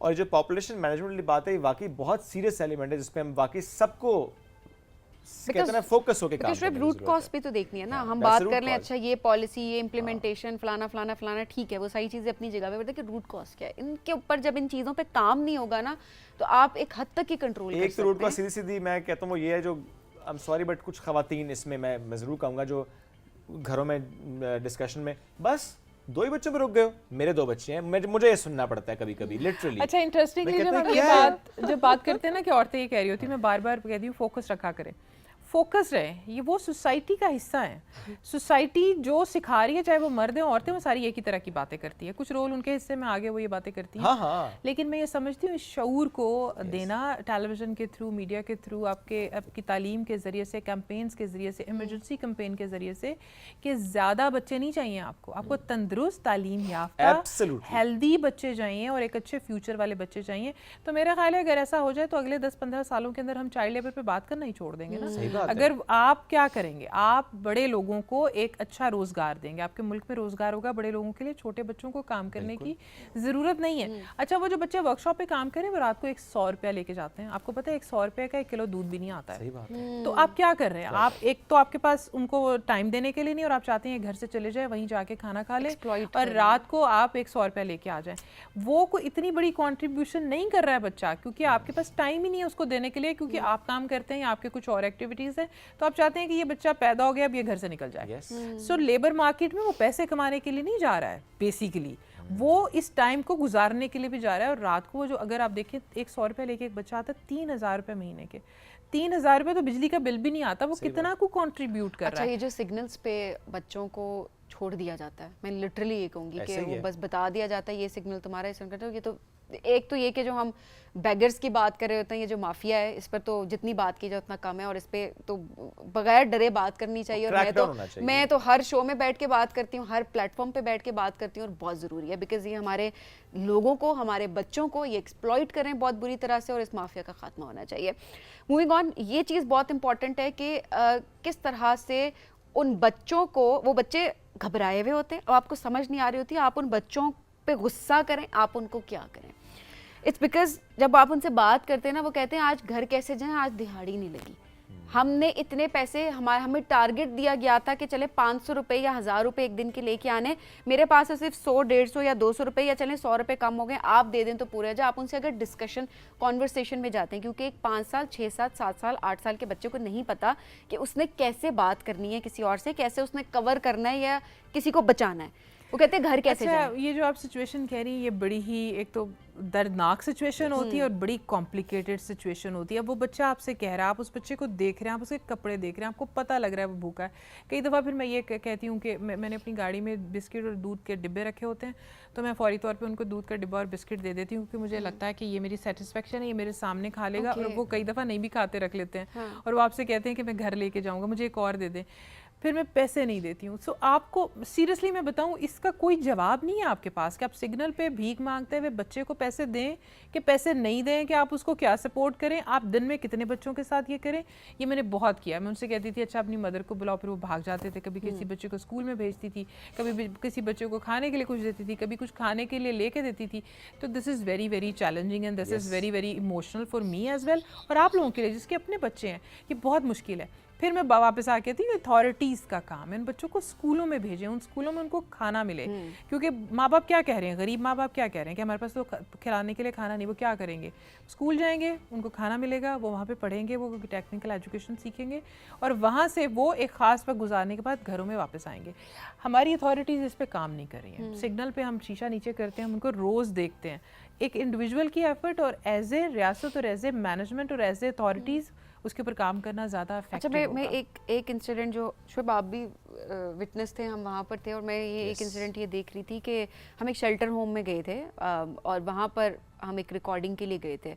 अच्छा, वहाँ पर जब गए तो एक पुलिस वैन आई है जी, एक पुलिस वैन आई है, उधर बच्चे, ढेर सारे बच्चे उस वैन के अंदर भरे हुए थे, और वो शेल्टर होम में सिग्नल से पिक करके वो लेकर आए हुए थे। अच्छा, पहले तो मामला हमें समझ नहीं आया, हम डिस्कशन कर रहे थे बच्चे, अच्छा बच्चे रो रहे हैं, घबराए हुए हैं, अब वो इतना रो रहे, और वो छोटे छोटे बच्चे, कोई ऐसी बात नहीं थी कि वो 18 साल की उम्र से ज़्यादा के बच्चे या 14 साल से उम्र के बच्चे भी थे, वो अंडर 14 थे वो सारे, और वो रो रहे थे। मैं समझ ना ये क्या हो रहा है। मैंने जाके पूछा तो उन्होंने कहा कि पुलिस जो है ना वो ये भीख मांगते बच्चे तो डिफरेंट सिग्नल से पकड़ के इन बच्चों को भर के लाती है वैन में, 1-2 दिन बच्चों को यहाँ रखते हैं, डराते शराते उसके बच्चों को छोड़ देते हैं ताकि बच्चे भीख ना मांगे। For me, that's अच्छा, अब kidnapping.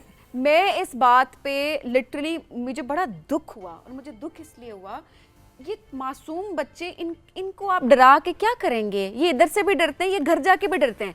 आप इधर से डरा के ट्रॉमेटाइज करके इन्हें घर भेजेंगे, वो बच्चे घर जाएंगे, उनको मजीद ट्रॉमेटाइज किया जाएगा और दोबारा ज़बरदस्ती उनको सिग्नल, किस बच्चे का दिल करता है कि वो सिग्नल पे जाके भीख मांगे और बड़ों की डांट सुने? सो ये देखें सिस्टम का चेंज होना यहाँ पे कितना ज़रूरी है, हमारी सोच का चेंज होना कितना ज़रूरी है कि इन बच्चों को आपने इनके पेरेंट्स को पकड़ना है, आपने इन बच्चों को नहीं पकड़ना। ये जो बच्चे सिग्नल पे होते हैं इनके पेरेंट्स कुछ मीटर के फासले पर ही बैठे होते हैं, ठीक है, आसपास ही होते हैं। आप उस बच्चे को उठा रहे हैं, आप कह रहे हैं कि हम मैनेजमेंट कर रहे हैं, मैं समझती हूँ दैट इज़ किडनैपिंग। वो बच्चा घर से दूर है, आप उसे 2 दिन के लिए रख रहे हैं, उस बच्चे को ट्रॉमेटाइज करें। मैं ये समझती हूँ ये शेल्टर होम्स जो हैं बहुत करीब बनने चाहिए, ग्रीन बेल्ट के ऊपर बना लें। आप ग्रीन बेल्ट पे एक टीचर छोड़ दें, आप उन्हें कहें ये बच्चे वहाँ बैठेंगे, उनको खाना मिलेगा, वो बच्चे पढ़ेंगे, वो कोई डॉक्यूमेंट्री देखेंगे और अपने घर चले जाएंगे।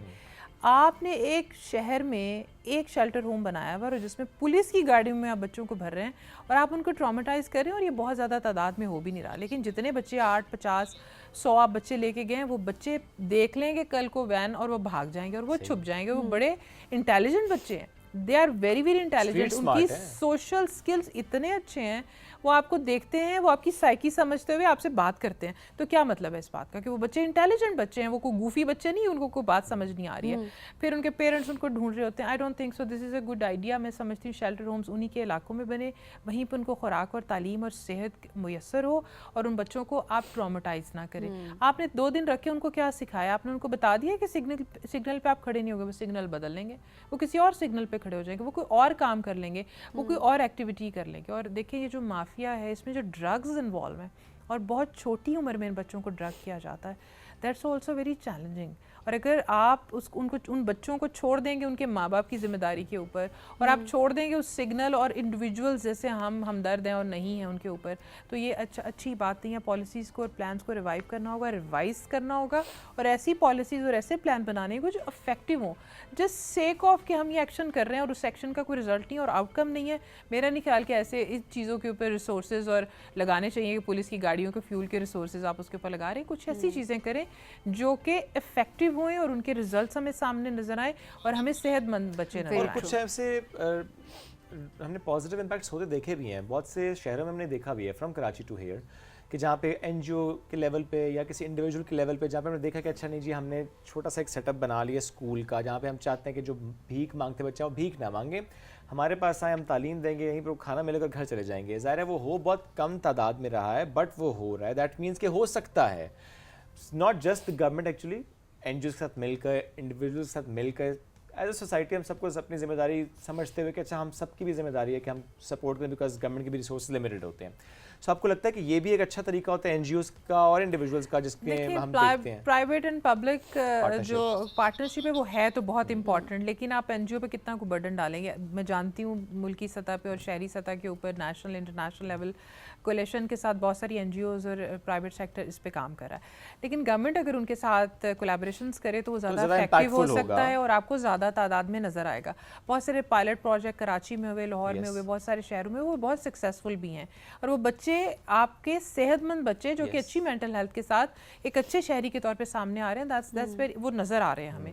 और मेरा ख्याल है गवर्नमेंट को प्राइवेट सेक्टर के साथ कोलैबोरेशन करनी चाहिए, चाहे वो डेवलपमेंट सेक्टर है, एवरी सेक्टर, और ये मिलकर जब करेंगे तो काफ़ी इशूज़ होंगे। लेकिन फिर हम बुनियादी बात पे आएंगे कि population management is very very important है। जैसे थैंक यू वेरी मच, साथ मौजूद थी, बहुत इंपॉर्टेंट मौजूद जिस पर हम बात करते हैं। वाकई सोचना है हमें कि अगर हमें कल को चीज़ें बेहतरी की तरफ जाती हुई नज़र आएंगी तब जब हमने अभी कुछ स्टेप्स लिए होंगे। ये नहीं हो सकता कि हम सिर्फ सोचते हैं कि अच्छा सब कुछ ठीक हो जाएगा। उस सब कुछ ठीक होने के लिए हमें अभी कुछ ना कुछ करना होगा, कुछ स्टेप्स लेने होंगे हर सतह पर। हमें ब्रेक की तरफ बढ़ना है, ब्रेक से वापस आएंगे, रहिए हमारे साथ। ये है राइजिंग पाकिस्तान।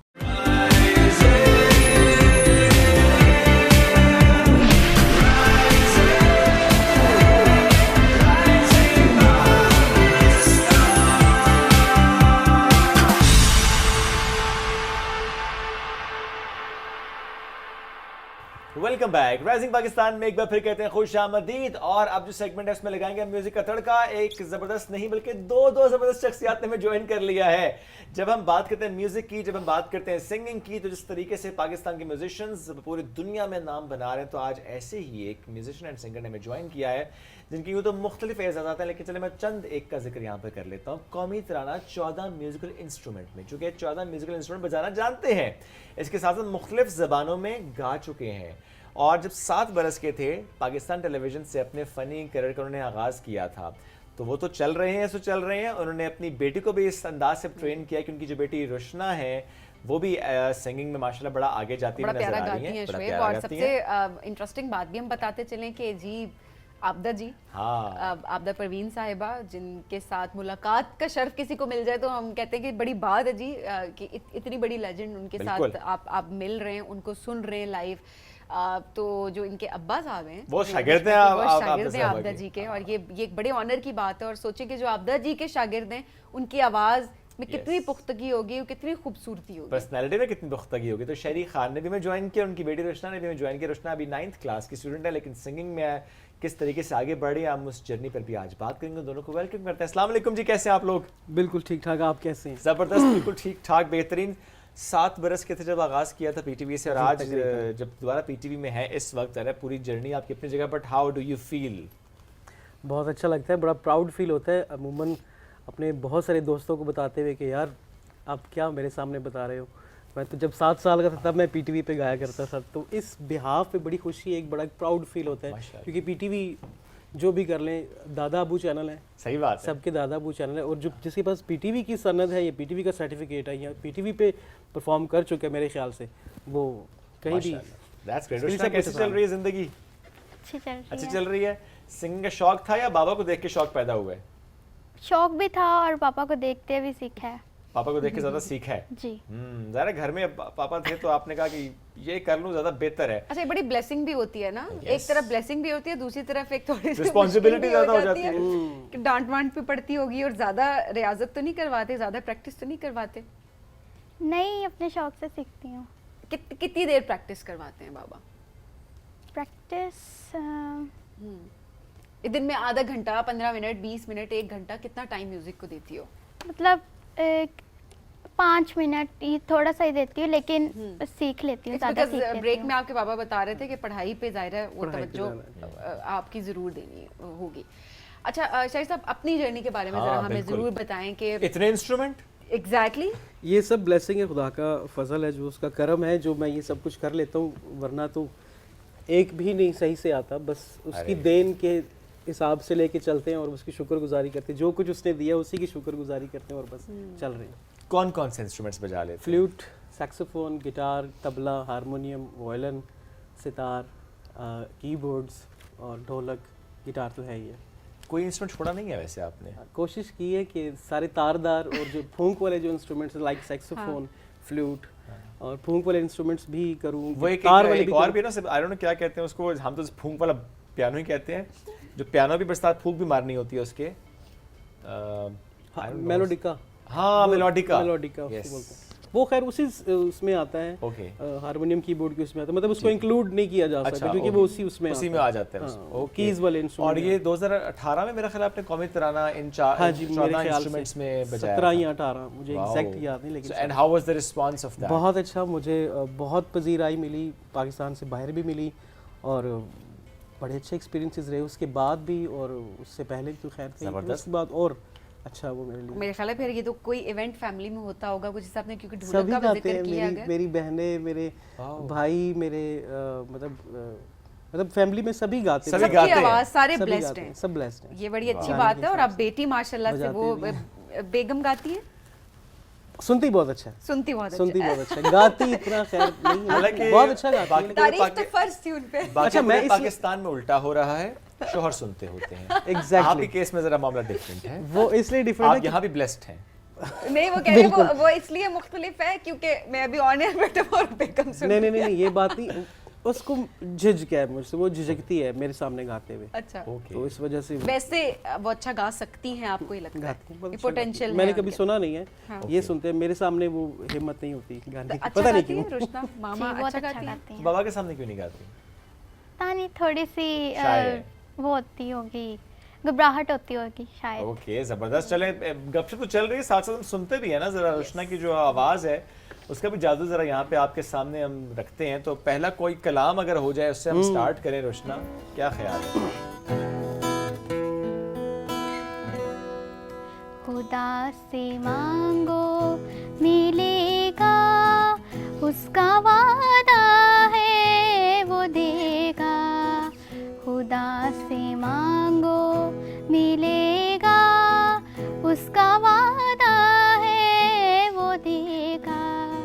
उसके वादे पे एतबार करो, खुदा से प्यार करो, प्यार करो, प्यार करो।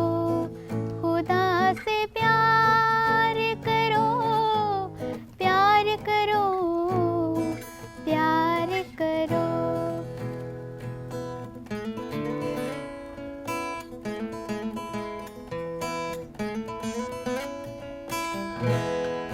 पहले उसकी बादशाहत, उसकी राह चुनो।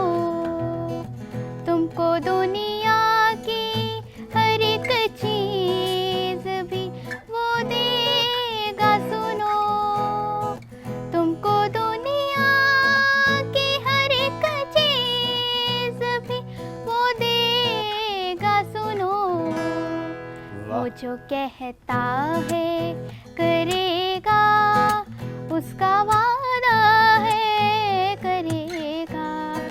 उसके वादे पे एतबार करो, खुदा से प्यार करो, प्यार करो, प्यार करो। खुदा से प्यार करो, प्यार करो, प्यार करो। अरे वाह, जबरदस्त, क्या बात है, बड़ा एंजॉय किया हमने। तो थोड़ा सा मुझे बताएं रोशना, आप भी बताएं, बल्कि पहले सर मुझे आप बताएं शाहिद साहब कि किस वक्त आपको ये लगा, लाइक एट व्हाट एज, कि रोशना बड़ा अच्छा गाती है और इसको लेकर चलना चाहिए सिंगिंग को? रुशना बहुत छोटी उम्र से गाती थी। Okay. और मतलब एक होता है जेनेटिक, तो इसके साथ वो वाला है सारा सीन। मेरे साथ भी था, और भी बहुत से ऐसे लोग हैं जिनको अमूमन सिखाया, जो ब्लेसिंग्स है ना, जिसको अमूमन हम कहते हैं कि आर्ट जो है, कोई भी आर्ट है, भले वो मुसव्वरी है, भले वो शायरी है, भले वो एक्टिंग है, भले वो होस्टिंग है, कुछ God भी gifted होता है। वो गॉड गिफ्टेड होता है, बाय बर्थ होता है। तो इसका भी यही था कि बाय बर्थ ही बहुत अच्छा गाती थी। और 5-6 साल की उम्र में शायद मैं जब इसको लेके गया था आपदा जी के पास, ओके, तो पहली बार तो उसने आपदा जी को सुनाया, उन्होंने दुआ भी दी, इसको गोद में बिठा के सुना भी और इनाम भी दी और दुआ भी दी। उसके बाद फिर कई बार हम लोग जाते हैं, सुनते और हैं। इन्होंने गाया भी आपदा जी के साथ ना, जैमिंग सेशन कोई किया आप लोगों ने प्रॉब्लम? आपदा जी के साथ अभी तक जैमिंग सेशन, वैसे घर में सिटिंग घर रूम में, अच्छा घर में। ऑन एयर नहीं, ऑन एयर नहीं कि रिकॉर्ड नहीं किया, बट वो कैसे एक्सपीरियंस था? अच्छा, आपदा जी के साथ गा रही हैं, बहुत अच्छा लगा ख्वाहिश भी थी? और ख्वाहिश भी थी। ओके, खाइश। अच्छा, एक चीज़ बड़ी अच्छी है कि जिस तरह के सॉन्ग्स की सिलेक्शन हम देख रहे हैं रोशना की इस एज में, बेसिकली आजकल के बच्चों को देखा जाए तो उर्दू की अदायगी बड़ी अच्छी नहीं आ रही, दूसरा इंटरेस्ट डेवलप करना बड़ा मुश्किल होता है। तो उस पर्सपेक्टिव से देखा जाए तो आपने मेरा ख्याल है शुरू से इनको अच्छे, एक कहते हैं ना ज़ौक की तरफ आप लेकर गए हैं, तो ये एक बड़ी बात होती है। कृष्णा थोड़ा से बताएं कि जब भी फैमिली गैदरिंग्स होती हैं, तो जिस तरह शरीफ भाई ने बताया कि अच्छा उस पूरे ख़ानदान में सब गाते हैं तकरीबन, सो फरमाइश क्या होती है इनसे? किस गाने की फरमाइश ज़्यादा लोग करते हैं? आपदा जी के भी। लेकिन कौन सा कोई स्पेसिफिक सॉन्ग होगा जो कि आपके बाबा आपको लगता है सबसे अच्छा गाते हैं और सबसे ज़्यादा फरमाइश भी उसी गाने की आती है बार? गाते तो वैसे सबसे जितने भी हैं सारे ही अच्छे गाते। अच्छा, तो ज़ाहिर है सारे आप अच्छे गाते हैं और रोशना भी बता, लेकिन आपके ख्याल में जो कि ज़्यादा फरमाइश आपसे होती है वो किसकी होती है? मेहदी साहब भी Okay. बहुत मुझसे सुनते हैं और आपदा जी भी सुनते हैं, मेहदी साहब, लेकिन पश्तो भी सुनते हैं। और पश्तो की वो खास वजह? पश्तो असल में अच्छा लगता है। पश्तो का जो खास कर जो एक रिदम है वो तो शादी रिदम भी रिदम बहुत अच्छा है, हम यहीं तक रहते हैं कि रिदम बहुत अच्छा है। तो मेरा ख्याल है पहले आपने, क्योंकि पश्तो को बहुत एक्स्ट्रा आपने, अब आप देखिए हमारी एक्सपेक्टेशंस यहाँ चली गई हैं। हाँ, so let's start with Pashto then. हाँ, ये जो कैमरे के पीछे स्टैचू होते हैं ना, ये भी हिलने चाहिए।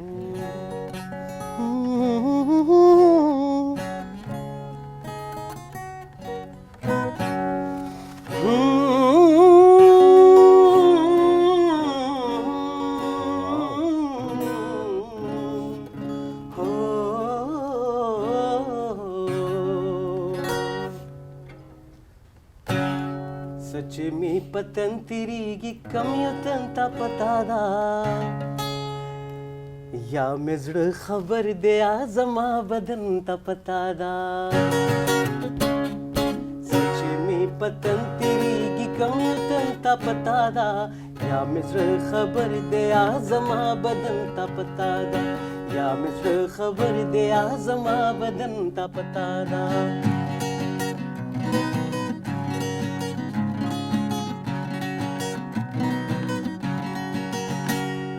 शमसत सादायच दखलोना वफा غوړې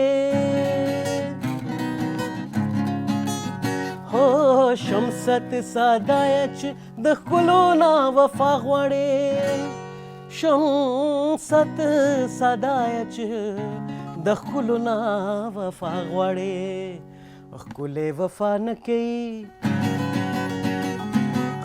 वफा न के दलता अरियुतंता पतादा या मिजर खबर दे आजमा बदनता पतादा सच्चे में पतन तिरीगी कमयुतंता पतादा या मिजर खबर दे आजमा बदनता पतादा या मिजर खबर दे आजमा बदनता पतादा वाह भाई जबरदस्त। वाह बहुत क्या एंजॉय किया बात है। सभी, जरा प्लीज ट्रांसलेट करें इसको। मैं ट्रांसलेट नहीं कर सकती, लेकिन मैंने बताया था जो कैमरे के पीछे के हमारे स्टैचूज हैं हिल वो गए भी थे? हिल हैं, वो भी हिले हैं। पश्तो का शौक just because you are from Peshawar that's why okay मेरे वालिद साहब 8 किस्म की पश्तो बोलते थे वाओ और 8 डायलेक्ट्स तकरीबन आपको भी आते हैं वो? नहीं मुझे इतनी सारी नहीं आती बस नॉर्मली पश्तो आती है लेकिन अच्छी लगती है जाहिर सी बात है क्योंकि खिता जुड़ा हुआ है साथ बिल्कुल मिट्टी जुड़ी हुई है इस वजह से अच्छा तो जो लाइक पश्तो में गाना, फिर पंजाबी में गाना, फिर उर्दू में गाना, फिर चाइनीज़ में गाना, आई मीन अब हर ज़बान का अपना एक लहजा होता है एग्जैक्टली और उस अब गाना उस लहजे में गाना इट्स वेरी डिफिकल्ट। अब पश्तो आपने गाया तो हमें लगा जैसे कि आपकी दैट्स योर मदर लैंग्वेज। अब अगर पंजाबी की तरफ हम आ जाएं तो लेट्स सी कि पंजाबी गाना कौन सा आप हमें सुना मेरा ख्याल है रुशना से भी एक सुनते हैं रुशना उनसे भी से गाते सुनेंगे हैं? ना? रुशना रुशना से पंजाबी गाना गाती है वैसे आप? नहीं मेरे ख्याल में थोड़ा सा जो ठीक है, चलो। प्रिपेयर किया हुआ है, उन पे छोड़ते हैं, बाकी फिर दोबारा हम पंजाबी पे शेरी साहब पे डन आते डन हैं। डन चले ऐसे मदर्स डे वाला सुना दो आप हाँ मदर्स डे पे कोई गाना चलें जी। बिल्कुल सही है, अभी रिसेंट गुजरा भी है, बिल्कुल ठीक है जी। माओ को ट्रिब्यूट फ्रॉम रुशना।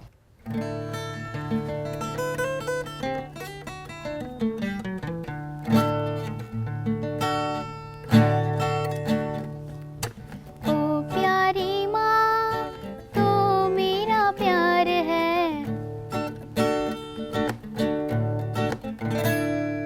ओ प्यारी माँ तो मेरा प्यार है जाऊँ मैं जहाँ तुझसे बाहर है ओ प्यारी माँ तो मेरा प्यार है ओ प्यारी माँ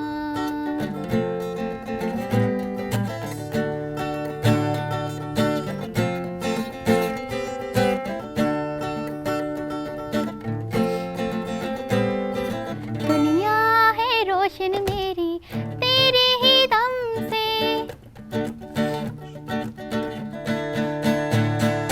दुनिया है रोशन मेरी तेरे ही दम से सोचे है उजली मेरी तेरे ही दम से राहें है सीधी मेरी तेरे ही दम से हाथ तेरे गोद तेरी नींद का उतार है ओ प्यारी माँ तो मेरा प्यार है ओ प्यारी माँ तो मेरा प्यार है जाऊँ मैं जहाँ तुझसे बाहर है ओ प्यारी माँ तो मेरा प्यार है जबरदस्त दी, क्या प्यारी आवाज है आप दोनों की मैं कहूंगी। और आज जो है वो 4 चांद लगा दिया आपने हमारे सेट को। रुशना आपका बहुत शुक्रिया प्रोग्राम में ज्वाइन करने के लिए, शहरी आपका बहुत शुक्रिया प्रोग्राम में ज्वाइन करने के लिए। नाज़रीन हम बढ़ेंगे एक ब्रेक की जानिब, स्टे विद अस।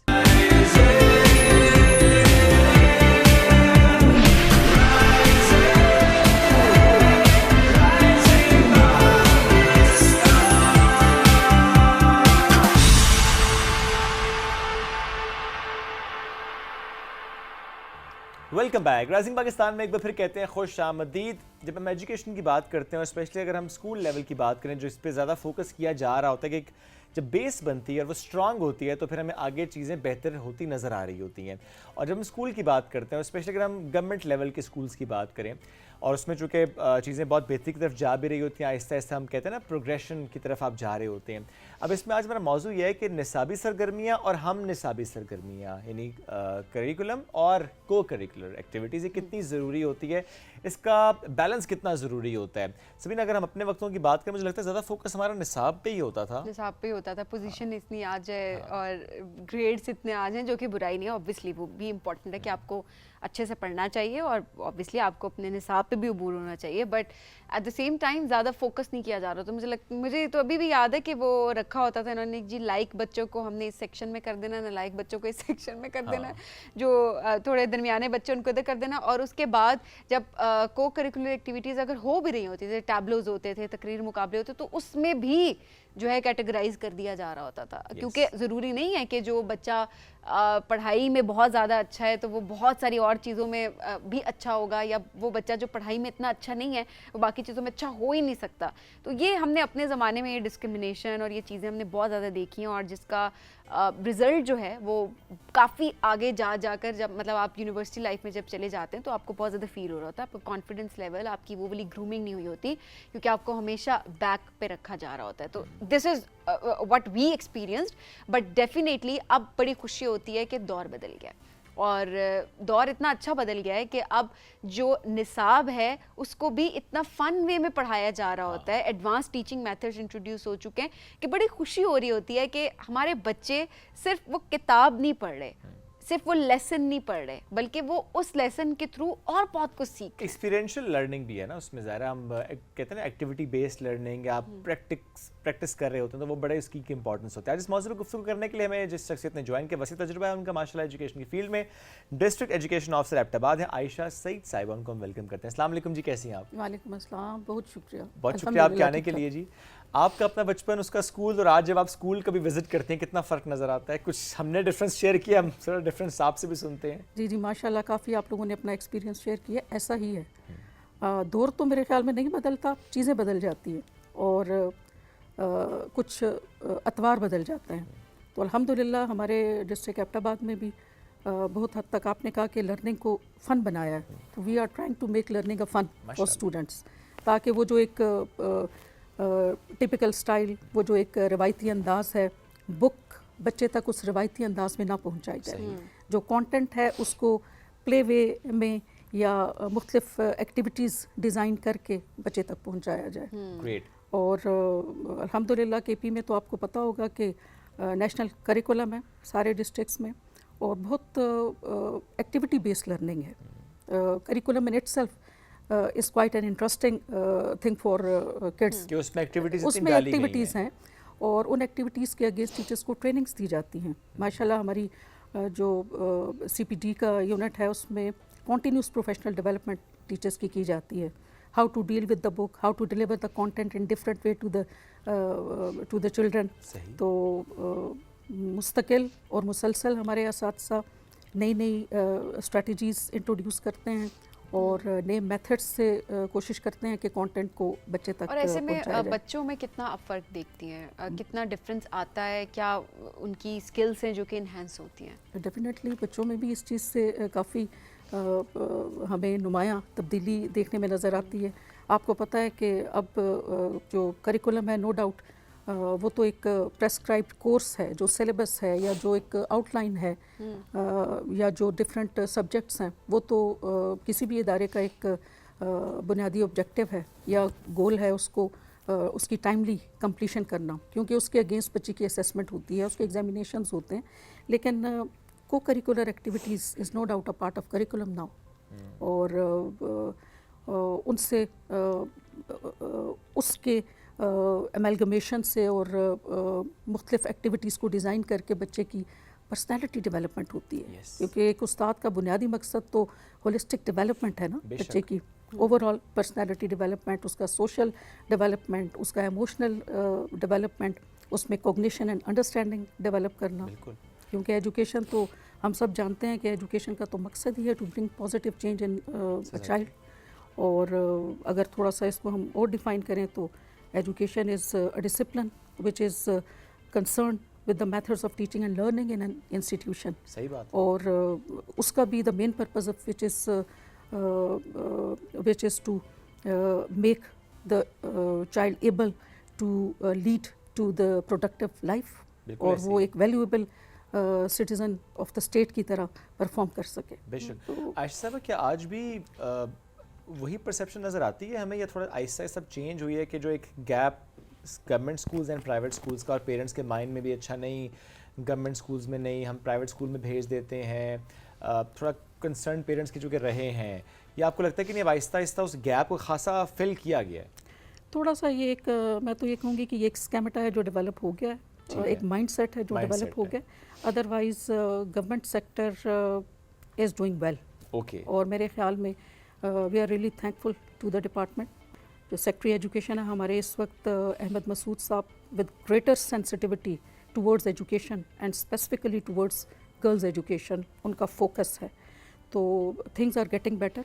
हम ये कोशिश कर रहे हैं इस वक्त जो करंटली हमारा बहुत बड़ा एक हमारे डिस्ट्रिक्ट में इवेंट, उसको हम कहेंगे इवेंट चल रहा है, वो एनरोलमेंट कैंपेन का है। तो we are trying to motivate the local community. Out of school childrens की बात, आउट ऑफ स्कूल चिल्ड्रंस की बात। स्टैट्स क्या है, एक्टिव बात की स्टैट्स आपके पास हों, क्या स्टैट्स हैं आउट ऑफ स्कूल चिल्ड्रन? जो हमें टारगेट इस दफ़ा हमारे डिपार्टमेंट से मिला है वो इट्स 15,000 समथिंग, ये टारगेट हमें मिला है। और इसकी इनफैक्ट बेस लाइन स्टडी हमने खुद की है। अच्छा। फील्ड में जाकर हमारे पास जो ऑफिस का स्टाफ है उसमें ASTOs होते हैं और हमारे स्कूल लीडर्स भी हैं। तो हमारा जो फील्ड का स्टाफ है, इन्होंने ख़ुद फील्ड में जाके ये बेस लाइन स्टडी की है कि हमारे मुख्तलिफ़ इलाकों में कितने आउट ऑफ स्कूल चिल्ड्रन हैं। और कुछ ऐसे होते हैं जो ड्रॉप आउट में due to non availability of the institution there in local vicinity, वो घरों में बैठी हुई बच्चियाँ होती हैं। Since I am related to female education, तो उसी पे बात करूँगी। तो ये वो फिगर था जो हमारे खुद हमने बेस लाइन स्टडी से ये किया। अच्छा, जो 15,000 नंबर है ये ओवरऑल बच्चे बच्चियों दोनों का, ये सिर्फ बच्चियों का? नहीं, ये दोनों का है ना, बच्चों का। क्योंकि बच्चियों की तादाद ज़्यादा है? जी, बच्चों की तादाद ज़्यादा होती है। इसमें असल में ये है कि जो प्राइमरी हमारा एजुकेशन है उसमें बच्चे और बच्चियाँ इकट्ठी प्राइमरी की तालीम है वहाँ पे। क्योंकि छोटे बच्चे बच्चियाँ होती हैं, तो हमारे तो आपको पता है एबटाबाद डिस्ट्रिक्ट में नो डाउट कि वो एक सिटी एरिया भी है, अर्बन भी है, लेकिन उसमें बहुत बड़ा एरिया रूरल है। बिल्कुल। और जिसमें बहुत दूर दराज फार फ्लंग एरियाज़ हैं और देहातों में पहाड़ हैं। तो बहुत जो पैदल सफ़र बच्चे हमारे तय करके आते हैं स्कूल तक, तो वो बच्चे बच्चियाँ बहन भाई के उनको फैसिलिटेट करने के लिए, उनकी कन्वीनियंस के लिए प्राइमरी लेवल पे बच्चे और बच्चियाँ इकट्ठी कोई एजुकेशन होती है। आई थिंक इसमें इतनी कोई ऐसी बात नहीं है, it's perfectly fine, it's normal. तो ये आउट ऑफ स्कूल चिल्ड्रन की जो लॉट है, ये हमने इसको फाइंड आउट किया, ये हमने बेसलाइन स्टडी की, उसमें हमें पता चला ये फिगर।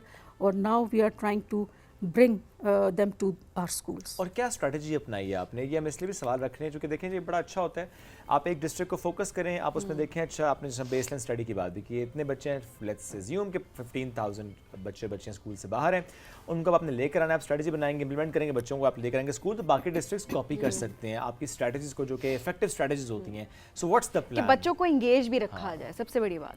बिल्कुल, ये बच्चों को डिफरेंट इस वक्त हमारे डिस्ट्रिक्ट में 9 से ज़्यादा कुछ इस तरह की स्ट्रेटजीज़ हैं जिनके थ्रू हम बच्चों को स्कूल लाने के लिए अपनी एफर्ट्स कर रहे हैं। और जिनमें डोर टू डोर कैंपेन्स हैं, जिनमें meetings with influential members of the society है, जिनमें हम पॉलिटिकल मेंबर्स की भी हेल्प लेते हैं, उनकी सपोर्ट भी लेते हैं, और उलमास के साथ भी मीटिंग हम करते हैं। और बाज़ जगहों पे हमारे इलाकों में जिरगा ट्रेंड है, तो वो हम कोशिश करते हैं कि जिन लोगों पे कम्युनिटी का ट्रस्ट है, उनको वो हमारी सपोर्ट के लिए आगे आएँ। और इसी तरह मोटिवेशनल स्पीकर्स को हम बुलाते हैं और आपस में ऑफिस लेवल पे और फील्ड में मीटिंग्स करते हैं। हमारे हर स्कूल में अल्हम्दुलिल्लाह PTCs बने हुए हैं, पेरेंट टीचर काउंसिल्स हैं। तो उनमें वो हमारे लिए बड़े सपोर्टिव होते हैं और उनसे हेल्प लेते हैं। तो ये डिफरेंट एक्टिविटीज़ हम करते हैं ताकि बच्चा जो है वो जो आउट ऑफ स्कूल इस वक्त है वो स्कूल तक। इंफ्रास्ट्रक्चर का कितना इंपॉर्टेंट रोल है? Infrastructure is no doubt very important, और उस पर गवर्नमेंट, जिस तरह गवर्नमेंट हमारी डिपार्टमेंट जो है has been taking very effective measures to increase enrollment, और इस पॉइंट ऑफ व्यू से वो बिल्डिंग इंफ्रास्ट्रक्चर अगर स्कूल का है तो उसमें भी फंडिंग की जाती है, जो बेसिक फैसिलिटीज़ जहाँ पे मिसिंग हैं उनको एड्रेस किया जाता है, और जो भी मेजर्स डिपार्टमेंट ले सकता है to increase enrolment and to develop trust of the public on government sector, तो वो किए जाते और हैं। वो आप बता भी रही हैं कि एक ट्रस्ट डेफिसिट जो है उसको कम करने की पूरी कोशिश की जा रही है और वो रिजल्ट भी सामने आ रहे हैं। और अल्हम्दुलिल्लाह मैं बल्कि आपके साथ शेयर करना चाहूँगी कि हमारे पास जो टीचर्स हैं वो माशाल्लाह एक अच्छी लॉट हमारे पास है, वेल क्वालिफाइड टीचर्स हैं हमारे पास।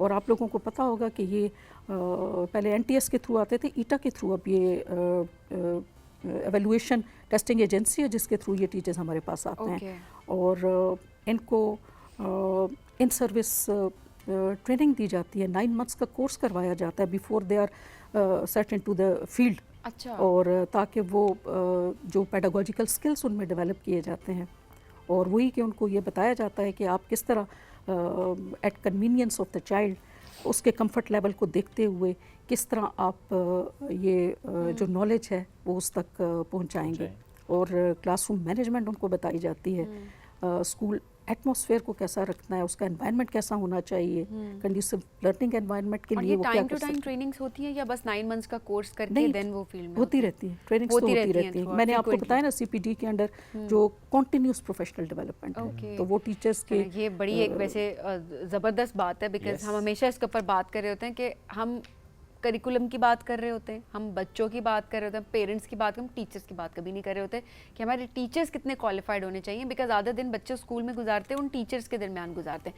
वो टीचर्स का बहुत किरदार है कि वो बच्चों को पढ़ाते किस तरीके से हैं, और फिर सिंक होना पेरेंट्स और टीचर्स का आपस में भी सिंक ना। होना बहुत ज़्यादा ज़रूरी है। तो वो जिस तरह आप बता रही हैं कि पीटीसीज आपने बनाई हुई है, पेरेंट टीचर काउंसिल बनी हुई है, हमारे काउंसिल schools बनी में हुई भी। है, और उसमें जो है इंटरेक्शन होती रहती है, बिल्कुल parents से। इंटरेक्शन होती है। और ये जो टीचर्स की आपने बात की, तो teachers is directly linked with the child, तो मेरे ख्याल में उस्ताद से ज़्यादा तो वो पेरेंट्स से ज़्यादा क्लोजर है, क्लोजर टू द चाइल्ड ना। यस। और अब मैं बच्चे ज़्यादा आपको connect बड़ी करते हैं। इंटरेस्टिंग एक बात यहाँ पे बताऊँ कि मेरी बच्ची अब तो माशाल्लाह she is in grade 7th, वो ग्रेड 1 में थी आई थिंक या 2 में थी। उसने एक दिन बहस कर रही थी मेरे साथ, वो शुरू से इस टाइप की तो वो मेरे साथ बहस कर रही थी। मैंने उससे कहा लुक फातिमा, उसका नाम है, मैंने कहा look Fatima, mama is always right. तो एकदम मुझे पलट के कहती है no, ma'am is always right. अब आप देखें, ये बड़ा आई वाज मसला है जस्ट स्टक, बच्चों मैं का। क्या कह सकती थी। हाँ, ये शी वाज क्वाइट राइट ना। हाँ, शी वाज राइट एक्चुअली। और ये हमारे बच्चे ऐसे ही है, वो कोई बात उनसे करो, मुझे अब याद नहीं कि इसी तरह कोई चीज़ थी जो बच्चा पढ़ते पढ़ते, मूसा मेरा बेटा, उसने मुझे कहा, तो मैंने कहा नहीं बेटा, I think it's not like this, no बाबा you don't know, my teacher is right. तो वो कहते हैं माँ बाप को कुछ नहीं पता, जो टीचर को पता है वही ठीक है। अच्छा, वो देखिए ना, अच्छी बात है वो जो स्पेस है ना, हम जो पहले हम जिक्र भी कर रहे थे अपनी ओपनिंग में भी हम बात कर रहे थे कि हमारे ज़माने में हम टीचर से बात करें, अगला सवाल करते हुए जो है हमें डर लग रहा होता है। बिल्कुल यही अब डर शुक्र है वो ख़त्म हो रहा है, वो स्पेस दी जा रही है बच्चों को कि टीचर और जो स्टूडेंट है वो आपस में कनेक्ट कर सके, ताकि बच्चा 10 बार भी सवाल पूछे तो वो पूछने की उसमें कॉन्फिडेंस हो। अब तो इनफैक्ट हम बच्चे को मोटिवेट करते हैं टू आस्क क्वेश्चंस। Yes. बेटा, unless you ask question how will you understand. आप ये देखिए, अब तो जितनी अच्छी यूनिवर्सिटीज़ हैं वहाँ पे तो शायद पढ़ाने का तरीका भी ऐसे है कि वो आप कहते हैं कि आप पहले से पढ़ के आएंगे, आपके क्वेश्चंस के मार्क्स होंगे, और दैट टू क्वालिटी क्वेश्चंस के मार्क्स। ये नहीं you can ask question for the sake of asking questions, हाँ, क्वालिटी क्वेश्चन कि जो वैल्यू ऐड करे उस डिस्कशन में, तो ये बड़ा अच्छा, बाहर ज़रूरी की जिस होता तरह है। से बात करें शोएब, आयशा भाई ज़रूर बताइएगा कि क्या इंटरनेशनल ट्रेनिंग्स भी करवाई जाती हैं या इंटरनेशनल ट्रेनर्स को बुलाकर भी ट्रेन, ये आई एम जस्ट आस्किंग कि कोई चीज़ इस तरह की पाइपलाइन में हो, या ये बड़ी ज़रूरी चीज़ होती है। मैंने कुछ ऐसे एक्सचेंज प्रोग्राम्स देखे हैं जिसमें जब टीचर्स बाहर जाते हैं एक्सचेंज प्रोग्राम पे, जब वो वापस आते हैं अपनी कम्युनिटी को सर्व कर रहे होते हैं, तो वो एक बड़ा ही डिफरेंस exposure लेकर नज़र आ आते रहा है, हैं। Different exposure. और वो बाकी अगर 50 टीचर्स हैं तो वो एक टीचर स्टैंड आउट कर रहा होता है, कर रही होती है, जो कि बाहर से ट्रेनिंग लेकर आए हुए हैं। बिकॉज देखिए, अब दौर बदल रहा है, हमने अपने बच्चों को ग्लोबल अपॉर्चुनिटीज़ के लिए तैयार करना है, तो ग्लोबल टीचिंग स्टैंडर्ड्स के मुताबिक भी तो हमें चलना होगा ना। ऐसा ही है। ये जो मैं आपको बता रही हूँ कि हमारी इंडक्शन प्रोग्राम जो चल रहा है या जो सीपीडी की ट्रेनिंग्स हो रही है, ये माशाल्लाह बड़े मॉडर्न डिज़ाइन पे हैं ये सारी। और ये माशाल्लाह जितनी भी मॉडर्न टेक्नोलॉजी है उससे टीचर्स को इंट्रोड्यूस करवाते हैं। और नो डाउट मुख्तलिफ इंटरनेशनल प्रोजेक्ट्स हैं उनके अंडर भी टीचर्स को ट्रेन किया जाता है। इस वक्त प्रेजेंटली हमारा AAR जापान के साथ हमारी जो टीचर्स हैं उनको ट्रेनिंग दी गई है और वो हमारे इदारों को फैसिलिटेट कर रहे हैं जो माइनर जिनमें थोड़ी सी कोई भी न्यूरो लिंग्विस्टिक और हाँ थोड़े से इस तरह के जो प्रॉब्लम विजुअली इम्पेयर्ड हैं या अदरवाइज माइनर जिनमें प्रॉब्लम्स हैं उनको उनके लिए फैसिलिटेशन इदारों में किया जा रहा है। उनके लिए बहुत ज़्यादा ज़रूरी है। ये सबसे इम्पॉर्टेंट इशू है इस वक्त, चूँकि इनकी तादाद बहुत ज़्यादा होती जा रही है, तो इसलिए inclusivity is very very important for everyone, क्योंकि हर किसी का स्किल डिफरेंट है, हर किसी की स्ट्रेंथ डिफरेंट होती है, उसका अंदाज डिफरेंट होता है पढ़ने का, सीखने का, समझने का। तो हमें अपने टीचिंग मेथड्स में ये चीज़ें अडॉप्ट करनी है ताकि हम सब बच्चों को साथ लेकर चल सकें। गवर्नमेंट सेक्टर पे भी इसमें काम हो रहा है। हमारे स्कूलों में माशाल्लाह रैंप्स कंस्ट्रक्ट हो रहे हैं और उनको फैसिलिटेट ऐसे बच्चों को फैसिलिटेट करने के लिए जो माइनर डिसेबिलिटीज़ के साथ हैं, जिनको हम अपने इदारों में नॉर्मल बच्चों के साथ रख सकते हैं, उनके लिए माशाल्लाह गवर्नमेंट इज़ वेरी सेंसिटाइज्ड और उनके लिए मुख्तलिफ इदारों में चाइल्ड फ्रेंडली एटमॉस्फेयर उनके लिए डेवलप किया। बहुत ज़रूरी है कि वो एटमॉस्फेयर ऐसा हो ताकि एक्सेसिबल हो जाए आपके लिए वहाँ पर पहुँचना। अच्छा, अभी आपसे पहले जो हमारा मौजूद था वो चाइल्ड लेबर के खात्मे से मुतालिक भी हम बात करते हैं, ओवरऑल जो पाकिस्तान की सिचुएशन है। सो मैं ज़रूर आपसे ये सवाल भी करूँगा, एबटाबाद में जब आप लोगों ने ये स्टडी किया कि 15,000 स्टूडेंट्स आउट ऑफ स्कूल हैं, सो क्या इसमें ये मामला था इन्फ्लेशन वाला मामला, या ये कि अच्छा बच्चों से मजदूरी करवानी है या बच्चे एक एसेट हैं तो इसलिए हम बस बच्चों को कहीं ना कहीं भेज दे काम कर लें, ये वाला एस्पेक्ट भी है वहाँ पे या ये नहीं है? नहीं है बिल्कुल। अच्छा। क्योंकि एबटाबाद दो इट्स अ मॉडर्न सिटी, लेकिन मैंने आपको बताया कि उसका एक बहुत बड़ा एरिया जो है वो रूरल भी है, जिसमें हमारे बहुत दूर दराज के सर्कल्स हैं। सर्कल बोई है हमारा, बीरोट है, लोरा का साइड है, तो ऐसे एरियाज़ हैं। नथ्या गली हमारा एक एरिया है। ऐसे एरियाज़ हैं जहाँ पे पॉवर्टी लेवल बहुत ज़्यादा है। तो जब हम ये मैंने आपको बताया कि मुख्तलिफ एक्टिविटीज़ करते हैं, तो हमारे जो ASTOs हैं, जो फील्ड ऑफिसर्स हैं, वो डोर टू डोर कैंपेन भी करते हैं। तो बाज़ घरों में बड़ी with special reference to girls education बड़ी रिलक्टेंसी है, still people are reluctant to send their girls to schools. तो उसका एक बेसिक रीज़न ये भी है, एक तो ये है कि अवेयरनेस नहीं है, वो लैक ऑफ एजुकेशन है, वो समझ नहीं रहे कि फीमेल एजुकेशन कितनी ज़रूरी है, और दूसरा ये कि पॉवर्टी लेवल बहुत ज़्यादा है, और उसमें वो ये अक्सर ये कहते हैं कि बच्चा क्योंकि वो तो earning member of the family है ना, वो तो दिहाड़ी ज़ाहिर है उसको कैसे पढ़ाई में लगा दिया तो घर कौन पैसे लाएगा। बिल्कुल ऐसा ही है। तो इस चीज़ को भी थोड़ा सा एड्रेस हमारी डिपार्टमेंट ने किया है और मुख्तलिफ स्कॉलरशिप्स दिए जाते हैं, स्टाइपेंड प्रोग्राम भी है बच्चों के लिए। पेरेंट्स को ये हो कि वो जो बच्चा पढ़ रहा है ठीक है, थोड़ा सा फाइनेंशियल असिस्टेंस उनको ये ना लगे कि बच्चा जो है वो जो फाइनेंशियल हैंड था वो नहीं कमा रहा था, ये भी अच्छा स्टेप होता है। अच्छा, इसमें एक चीज़ और बताइएगा, स्पेशली जो एबटाबाद डिस्ट्रिक्ट का जो रूरल साइड है, जो रिमोट एरियाज़ हैं, पहाड़ों के इलाकों की मैं बात कर रहा हूँ, वहाँ के इंफ्रास्ट्रक्चर के ज़ाहिर अपने इशूज़ हैं, उनके चैलेंजेस अपने हैं। सो क्या उनकी मॉनिटरिंग भी आप लोग इस अंदाज से करते हैं? अच्छा एक्सेसिबिलिटी, अच्छा टीचर्स का होना, इंफ्रास्ट्रक्चर का कोई इशू है तो उसको एड्रेस करना, बच्चियाँ हैं तो अच्छा वॉशरूम्स पे स्पेसिफिकली फोकस होना, वैसे तो ज़्यादा फॉर एवरीवन, लेकिन बच्चों के स्कूल में ज़्यादा चीज़ें हम देखते हैं कि ज़्यादा उस पर फोकस किया भी जा रहा होता है। सो इस मामले में आप लोगों की मॉनिटरिंग कैसे होती है? मॉनिटरिंग तो इसकी हमारे तो प्रोविंशियल लेवल पे हमारे डिस्ट्रिक्ट्स की मंथली DPS होता है, जिसमें मुख्तलिफ इंडिकेटर्स हैं, क्वालिटी के हैं, एक्सेस के हैं, उनके अगेंस्ट हर डिस्ट्रिक्ट की असेसमेंट होती है, रेटिंग होती है। तो डिस्ट्रिक्ट लेवल पे भी सारे DOs जो हैं, डिस्ट्रिक्ट एजुकेशन ऑफिसर्स, उनके पास जो फील्ड स्टाफ है वो भी रेगुलर मॉनिटरिंग करता है। उनके नंबर ऑफ विजिट्स होते हैं एक मंथ में, जिनके अगेंस्ट डिस्ट्रिक्ट एडमिनिस्ट्रेशन और हमारे डिपार्टमेंट के साथ उनकी मीटिंग्स होती रहती हैं, और वो इन चीज़ों को सामने लेकर आते हैं। जहाँ पर आपने जैसे कहा जो रिमोट एरियाज़ हैं, वहाँ पे डेफिनेटली इस तरह के मसाइल ज़्यादा हैं, और तो वो साइड बाय साइड ये सारी चीज़ें जो हैं इनको कैटर करने की कोशिश की जा रही है। जब आप विजिट्स करते हैं, असेस करते हैं, तो आपको एटलीस्ट इशू पता चलता है, जब पता चलता है फिर आप उसको एड्रेस करते हैं। अच्छा, फिर ये भी होता है ना, मैनेजमेंट को भी वहाँ पर होता है कि हमारे ऊपर मॉनिटरिंग है, ठीक है, और फिर तो असेसमेंट होगी, तो उस अब ये बेसिस है पे वो कि- काम भी करते हैं। हाँ, सारे डीओज जो हैं मुख्तलिफ डिस्ट्रिक्ट्स में जो इस वक्त बैठे हुए हैं KP के, वो सारे खुद पर्सनली भी विज़िट करते हैं।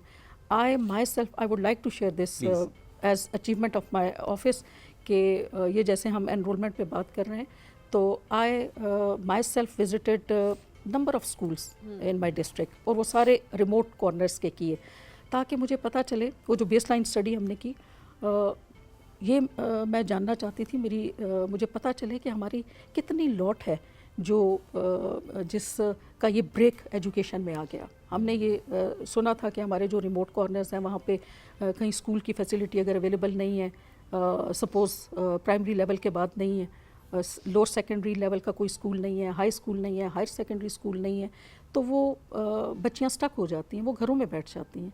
तो ऐसा जब हमें कम्युनिटी की तरफ से भी हमें रिक्वेस्ट आई, उन्होंने भी कहा कि आप आएँ और आप देखें फील्ड में और इनके लिए कोई हल निकालें। तो एब्रप्ट तो आप कोई डिसीजन उस तरह ले नहीं सकते, और अगर हम देखते कि यहाँ पे नए स्कूल बने और कंस्ट्रक्शन हो और फिर पोस्टें आएँ और फिर उसके बाद रिक्रूटमेंट हुआ साथ साथ की, तो दिस इज़ टाइम कंज्यूमिंग। तो उसका एक शॉर्टकट हमने ये निकाला, क्योंकि where there is will there is a way, I think. तो हमने ये सोचा कि ये लॉट जो है, ये हमें पता चल रहा है कि जी 100 बच्ची इस इलाके में बैठी हुई है, 50 बच्चियाँ इधर बैठी हुई हैं, 200 बच्ची उस तरफ बैठी हुई है, जिनका कोई फ्यूचर नहीं है। तो हमने इस तरह किया कि जो एग्जिस्टिंग इंफ्रास्ट्रक्चर था, जो हमारे ऑलरेडी फंक्शनल स्कूल्स थे, उनके अंदर इन बच्चों के लिए स्पेस बनाई। Very nice.